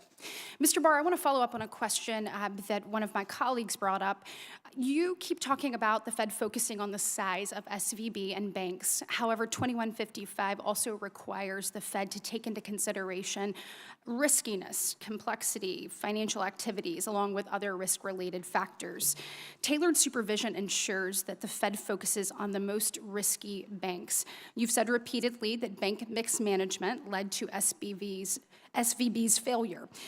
The whole point of 2155 was so that you could tailor your regs and your supervision to risk. So why did you not require definitive corrective action based on the flaws that you saw? Thank you very much, Senator Brett, and I appreciate your comments about the Alabama banking sector, which I think is a thriving sector and is contributing to its communities. And like bankers across the country, is strong and vibrant. You should be very proud. Thank you. We are. We are looking at the range of tailoring approaches the Federal Reserve took. The decision to set those lines by asset size and other risk factors was made back in 2019. I joined the board in July of 2022 and began looking at that approach. Okay. I expect to continue to review it as part of the Review process. SVB review, and I believe we have substantial discretion to alter that framework. Excellent. So you've talked about your review, which is ongoing. In that review, will you take a look at if you used all of the tools in your toolbox to prevent this, both before and after? Will that be part of your review? Yes, Senator, the staff are reviewing the steps that supervisors took and whether they should have taken more aggressive action. So at current rate, though, you can't speak to whether or not you utilized all of the powers that were given to you. I really would like to wait for the formal review for the staff to come evaluate the full supervisory record to make an assessment. Absolutely. But we're certainly very focused on that question, and if we didn't do the right steps, we're going to say that. Yes. Well, I find it concerning, though, when you all were asked, each one of you were asked, would you like to see more powers, more strength in this? Every single one of you said yes, when you don't actually know if you utilize the tools in your toolbox correctly, or if the people that were under your supervision were supervising appropriately. I think that's what people hate about Washington. We have a crisis, and you come in here without knowing whether or not you did your job. You say you want more. That's not the way this works. You need to be held accountable, each and every one of you. I'm a big believer you got to own your own space. And speaking of, Mr. Grudenberg, I want to talk about yours. So you are not the primary supervisor here. Obviously, that's the Fed, but you are the non-primary supervisor for SVB, or were. Is that correct? Yes, we have backup supervision. You have backup supervision. You had that before Dodd-Frank, correct? Yes. You had it after Dodd-Frank, correct? Yes. And 2155 did not change that responsibility that you had. That's correct. Right. So in that role, what did you do prior to the bank's failure to exercise that power? Yeah, in this instance, we were working with the Fed as the institution was experiencing difficulties, but I think it's fair to say that it was in a supportive role with the primary regulator. Okay, but you did raise this to the primary regulator. You did exercise We were that working with the authority. primary regulator in regard to the institution. Excellent. I am so glad to hear that.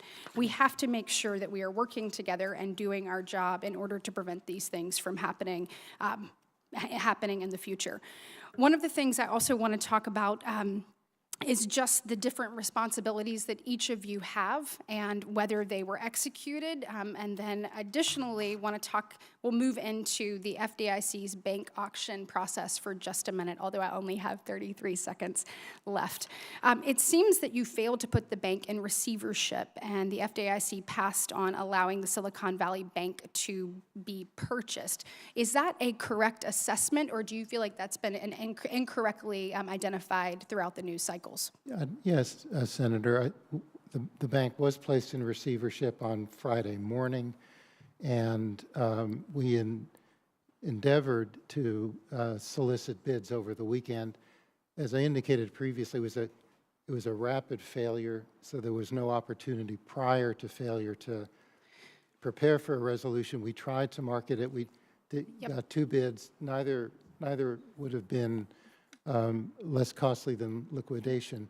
So we then proceeded to put in place a process where we were able to bid out. Yes, and I am out of time, but I will say, in 6 months prior, JP Morgan noticed that there was a problem, their equity research team, and then Moody's obviously met with SVB prior to saying that they were going to downgrade. So I've heard you all say this was a rushed process. If the outside sector knew this was happening, you and the Fed and the 4,000 examinators should have known that this was coming as well. Senator Warnock of Georgia is recognized. Thank you very much, Mr. Chairman. Many Americans, and in fact all of us, would remember the unfairness of 2008 and that crisis when bankers who made bad decisions, who played games with our economy, not only did they not go to jail, they got to keep their jobs and their multi-million-dollar salaries. I feel that in a particular way as someone who pastors and moves in communities where poor and marginalized people have the weight of the law come down upon them for the smallest of infractions. Not one banker went to jail that kept their multi-million-dollar salaries. When bankers made risky bets that threatened our entire economy, they got to cash in. They should be held accountable. We discovered shortly after regulators took control of Silicon Valley Bank that top executives at the bank offloaded millions of dollars worth of stock in the weeks leading up to the collapse. Very convenient, including their former CEO who sold $3.6 million worth of stock 2 weeks before the bank crashed. The Dodd-Frank banking reform law included a compensation clawback provision for executives identified as excessive risk takers, or in other words, those who put their banks and the entire economy in jeopardy. Mr. Gruenberg, the FDIC, in conjunction with the other financial regulators, began working on a rule to implement this provision in Dodd-Frank in 2011 and then again in 2016, but a final rule was never issued. Does the FDIC have plans to revisit this rule? It has been discussed, Senator, and it seems to me appropriate. It's appropriate and I would say urgent. And I know that the Justice Department and the SEC are looking closely into this matter, and I would encourage them to include any evidence of insider trading. That seems only appropriate, given the circumstances. That should be a part of the scope of their probe. But there is a scenario where these executives not only get away scot-free, but also with sizable paydays. And the FDIC should use every tool it has at its disposal to prevent it. We certainly don't want to incentivize this kind of behavior. So again, Mr. Gruenberg, outside of this rule, tell me, where can Congress step in to stop incentivizing this type of high-risk behavior? Does the FDIC need additional legal tools to hold excessive risk takers accountable? Thank you, Senator. First, as a matter of law, whenever a bank fails, the FDIC is required to conduct an investigation of the conduct of the board and the executives of the institution, and we have authorities under the law to impose accountability, including civil money penalties, restitution, and barring individuals from the business of banking. So we have significant civil authorities under the law now. It was mentioned earlier, and I think it's appropriate, that we do not have explicit clawback authority in regard to compensation. We can get at that issue through our existing authorities, but certainly providing explicit clawback authority under the Federal Deposit Insurance Act, as the FDIC has under the Dodd-Frank Act, would be appropriate, in addition to completing the rulemaking that you raised previously. Now, both of these things are important. We've got to complete the rulemaking and look at and see whatever additional tools may be necessary. Certainly, as the ship is sinking, we don't want bankers to be able to move all of their products on a lifeboat. I agree, Senator. And so we've got to address this. I want to switch to a related topic. For several days, payroll providers banking with SVB or Signature Bank had no way to access their deposits. Everyday folks, leading to many Americans receiving their paychecks late or having missing paychecks. Too many Americans live paycheck to paycheck, and in this case, they got it late. And as a result, some of the 64 million Americans living paycheck to paycheck were hit with overdraft fees, non-sufficient fund fees due to the disruption, something I've addressed in other settings. And that's why I sent a letter with Senator Booker urging regulators to impose a temporary moratorium on overdraft and non-sufficient fund fees for folks who incurred these fees at no fault of their own. Mr. Gruenberg, does the FDIC have a plan surrounding overdraft and non-sufficient fund fee protections in the event that we experience broader systemic issues? Senator, you raise an important question. We received your letter. As a starting point, we know there were delays. We really want to get the facts in terms of if overdraft fees were really imposed as a result of those delays. If we can confirm that information, then we can consider what actions to undertake, and we're glad to work with you and your staff as we follow up on that. I look forward to working with you on this. Here's the bottom line. Ordinary folks who just showed up, put their deposits, they shouldn't have to bear the brunt and burden of these bad decisions made by bank executives. Understood. Thanks, Senator Warnock. Senator Daines from Montana is recognized. Mr. Chairman, thank you. The failure of Silicon Valley Bank, Signature Bank, and the general turmoil in the banking sector are the direct result of the failures of regulators including the agencies we have before us today, also the executive teams of these financial institutions, and the inflationary environment sparked in no small part by the Biden administration's reckless spending. I remember having debates right here with the Banking Committee about these massive stimulus bills, that $1.9 trillion spending bill that even Lawrence Summers said was inflationary. On a purely partisan vote, it passed with Democrats supporting and Republicans opposing. But each of these groups, back to Silicon Valley Bank and Signature Bank, failed to prioritize properly clear and present risks of the inflationary environment, rising interest rates, what it did to bond values, instead opting to focus on climate change, equity, and other factors that did not contribute in any way to the crisis we have before us. I raised these issues of misaligned priorities with Secretary Yellen during a Finance Committee hearing back in June of 21, when she identified climate change, non-bank financial intermediation, and Treasury market resilience as the key priorities for FSOC. Now, we're facing a situation where responsible banks in my home state of Montana and elsewhere will be on the hook for providing tens of billions of dollars and potentially more to bail out irresponsible coastal banks for risk-taking that regulators failed to act upon despite first noticing as far back as 2019.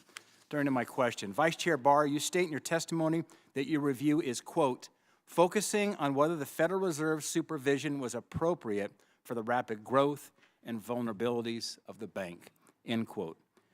The question is, if you find as part of your review that certain individuals were clearly negligent in the performance of their duties, are you willing to recommend they be fired? Senator, I don't want to prejudge in any way the review. I'm going to get that evidence back. I'm going to understand it fully. And I said, but if part of your review you find they're negligent, would you recommend they be fired?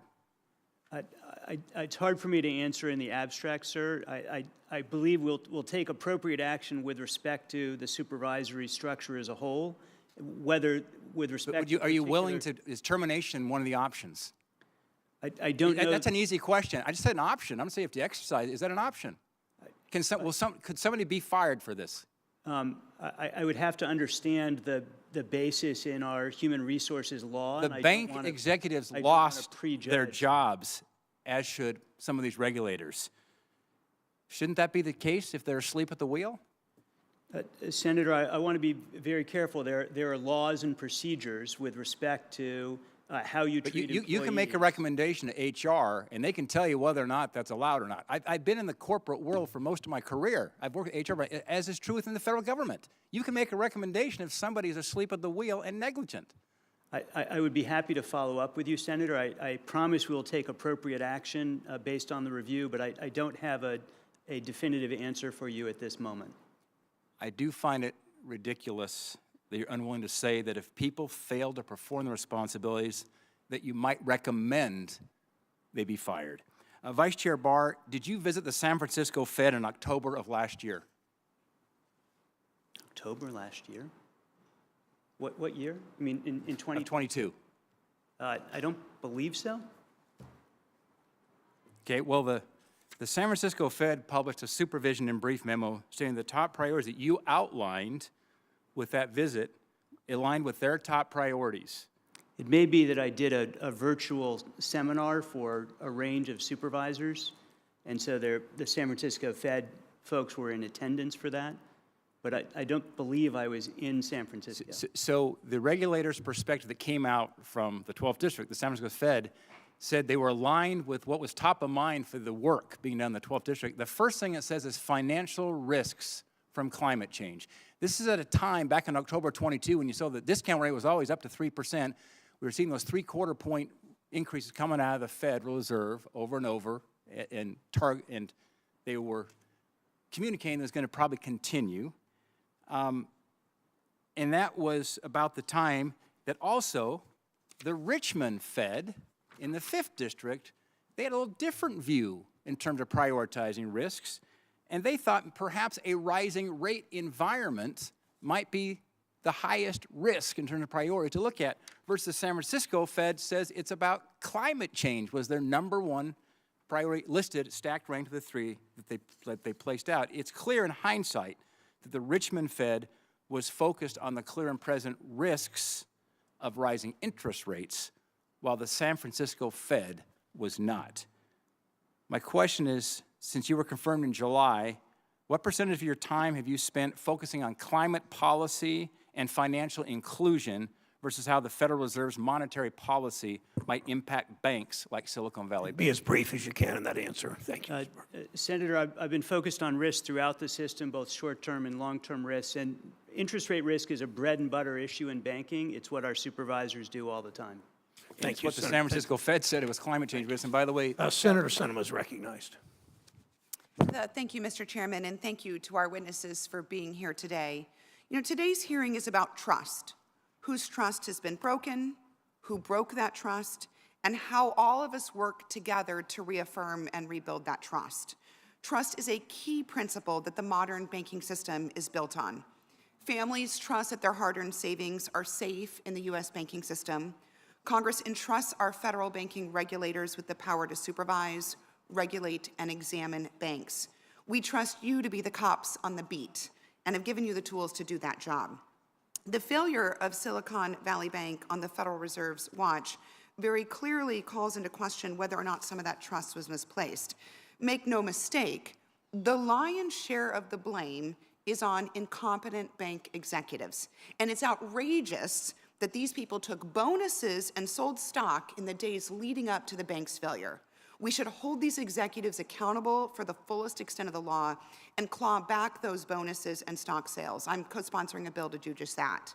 But as I laid out in a letter to you, Vice Chair Barr, that, by the way, was signed by 11 other senators spanning the ideological spectrum, it's gravely concerning that retail participants, literally just regular everyday people, were able to figure out that something was wrong with Silicon Valley Bank before your regulators took appropriate action. Now, these folks don't have access to non-public information like the bank examiners do, but when people on Reddit and Twitter can spot bank mismanagement before the regulators, something is terribly wrong. So my questions today are for you, Vice Chair Barr. I have lots of questions, so I'd like concise answers, and we'll follow up in writing. You were sworn in as Vice Chair for Supervision on July 19th, 2022. Your testimony indicates that due to ongoing review, you'll focus on what you know, so let's start there. The Fed knew of problems at the bank dating back to 2019. Were you personally made aware of major deficiencies at Silicon Valley Bank prior to the collapse? And if so, which ones, and when were you notified? Thank you, Senator. The staff made a presentation to the Board of Governors in the middle of February of this year that was focused on interest rate risk broadly in the banking system and how banks and managers and supervisors were addressing those risks. And as part of that presentation, the staff highlighted the interest rate risk that was present at Silicon Valley Bank and indicated that they were in the middle of a further review and expected to be basically coming back to the bank shortly with further information about their status. I believe that is the first time that I was told about interest rate risk at Silicon Valley Bank. So you were first notified shortly after folks on your staff learned about these deficiencies? Senator, the supervisors began highlighting these deficiencies at the firm in interest rate risk management and liquidity risk management in a serious way in November of 2021, as far as I know, so about a little bit more than a year prior to that. They intensified that supervisory review as part of its full scope exam in the summer of 2022, when the firm was downgraded for deficiencies in its risk management practices. And they brought those issues again, according to the record, to the CFO of the firm in October and issued additional findings in November of 2022. So that, as far as we know from the current supervisory record, is the picture. And that's when so you were first notified in October and November of 2022? No, Senator. To the best of my knowledge, I first learned about the issues at Silicon Valley Bank with respect to interest rate risk in mid-February of 2023. So several weeks before the bank failed, staff made a presentation to the board about interest rate risk broadly and with a particular a highlight, if you will, on Silicon Valley Bank, and indicated that they were following up with the bank with further measures. So your testimony says that asset size is not necessarily an indicator of complexity, and I agree, which is why Section 401 of S 2155 gives the Fed explicit authority to impose the regulations and enhance supervision normally reserved for the largest institutions. And you can do that on any bank between 100 and 250 billion in assets, like SVB. The Fed is given this authority to prevent or mitigate risks to the financial stability of the U.S. We both agree that this is existing authority that the Fed has had since the enactment of S 2155 in 2018, correct? Yes, the Fed has broad authority to change the rules it uses for different approaches to supervision of firms. Under the rules that were put in place in 2019, the firm was bucketed by a set of categories. I think that it is important to revisit those, as I have been doing since arriving at the Federal Reserve in July. So given the documented issues that... You're over time. We'll wrap up if you can. One more This will be my last question. Thank you, Mr. Chairman. So given the documented issues that your supervisors found with the SVB that we just kind of went over, did the Fed ever consider using its existing Section 401 authority before the failure to more aggressively regulate the bank? Based on the current supervisory record, it looked like the escalations that had occurred were in the format of MRAs and matters requiring attention and matters requiring immediate attention. And the supervisors also put in place what's called a 4M agreement, which is a limitation on the firm's ability to engage in merger transactions with financial companies. Thank you, Senator. Senator Tillis. Thank you, Mr. Chair. Thank you all for being here. I want to start maybe with a question that I think, Vice Chair Barr, you answered Senator Warren saying that you thought banks over $100 billion should have additional prudential requirements. Did I hear that correctly? I think it's important for us to strengthen capital and liquidity requirements for large banks, really up the spectrum. Is there any of the tools, just going back, Mr. Chair, I'd like, without objection, to submit this to the record. This is the regulatory regimen that applies to banks of certain categories. And so I'm curious, I always worry about when we create an arbitrary asset limit for doing something, because it was the activities of Silicon Valley that got them in trouble. And so I just want to ask briefly, I got a lot of questions and I will get them done on time. You've mentioned a couple of times, Vice Chair Barr, that the 2019, I guess, implementation of Senate Bill 2155, I'm inferring that, bucketed Silicon Valley in a certain regulatory regimen. Did that mean that it restricted it from having supervisors make the judgment that the increased prudential regulations or supervisory functions could not occur? Senator, we're bound by the rules we put out. So if we want a new framework, we need to change. 2019, different administration, predates your tenure. Are you saying that the promulgation and the implementation of 2155 took certain supervisory or regulatory regimens off the table for Silicon Valley Bank? The Federal Reserve's implementation in 2019 set basically the standard for how that firm would apply. Yep.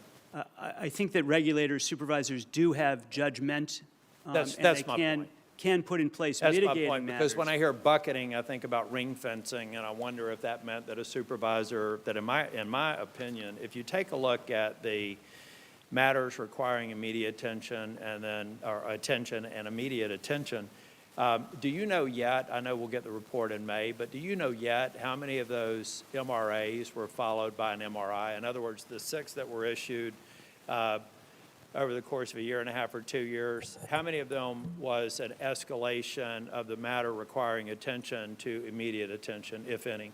And if you don't know that, you can submit it, actually, if you will, just submit it for the record. Look, we've got a CEO of Silicon Valley Bank that is a Class A member of the board of the San Francisco Federal Reserve, who got summarily terminated on the day of the bank's collapse.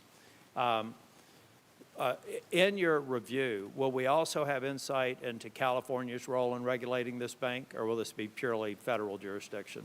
We're looking only at the Federal Reserve. The state of California is initiating its own review. Well, I think that's going going to be very helpful, because in my opinion, I agree with former Fed Torillo that he sees this as a regulatory lapse. Torillo was never complimentary of Senate Bill 2155. He was implementing Dodd-Frank when we were doing it.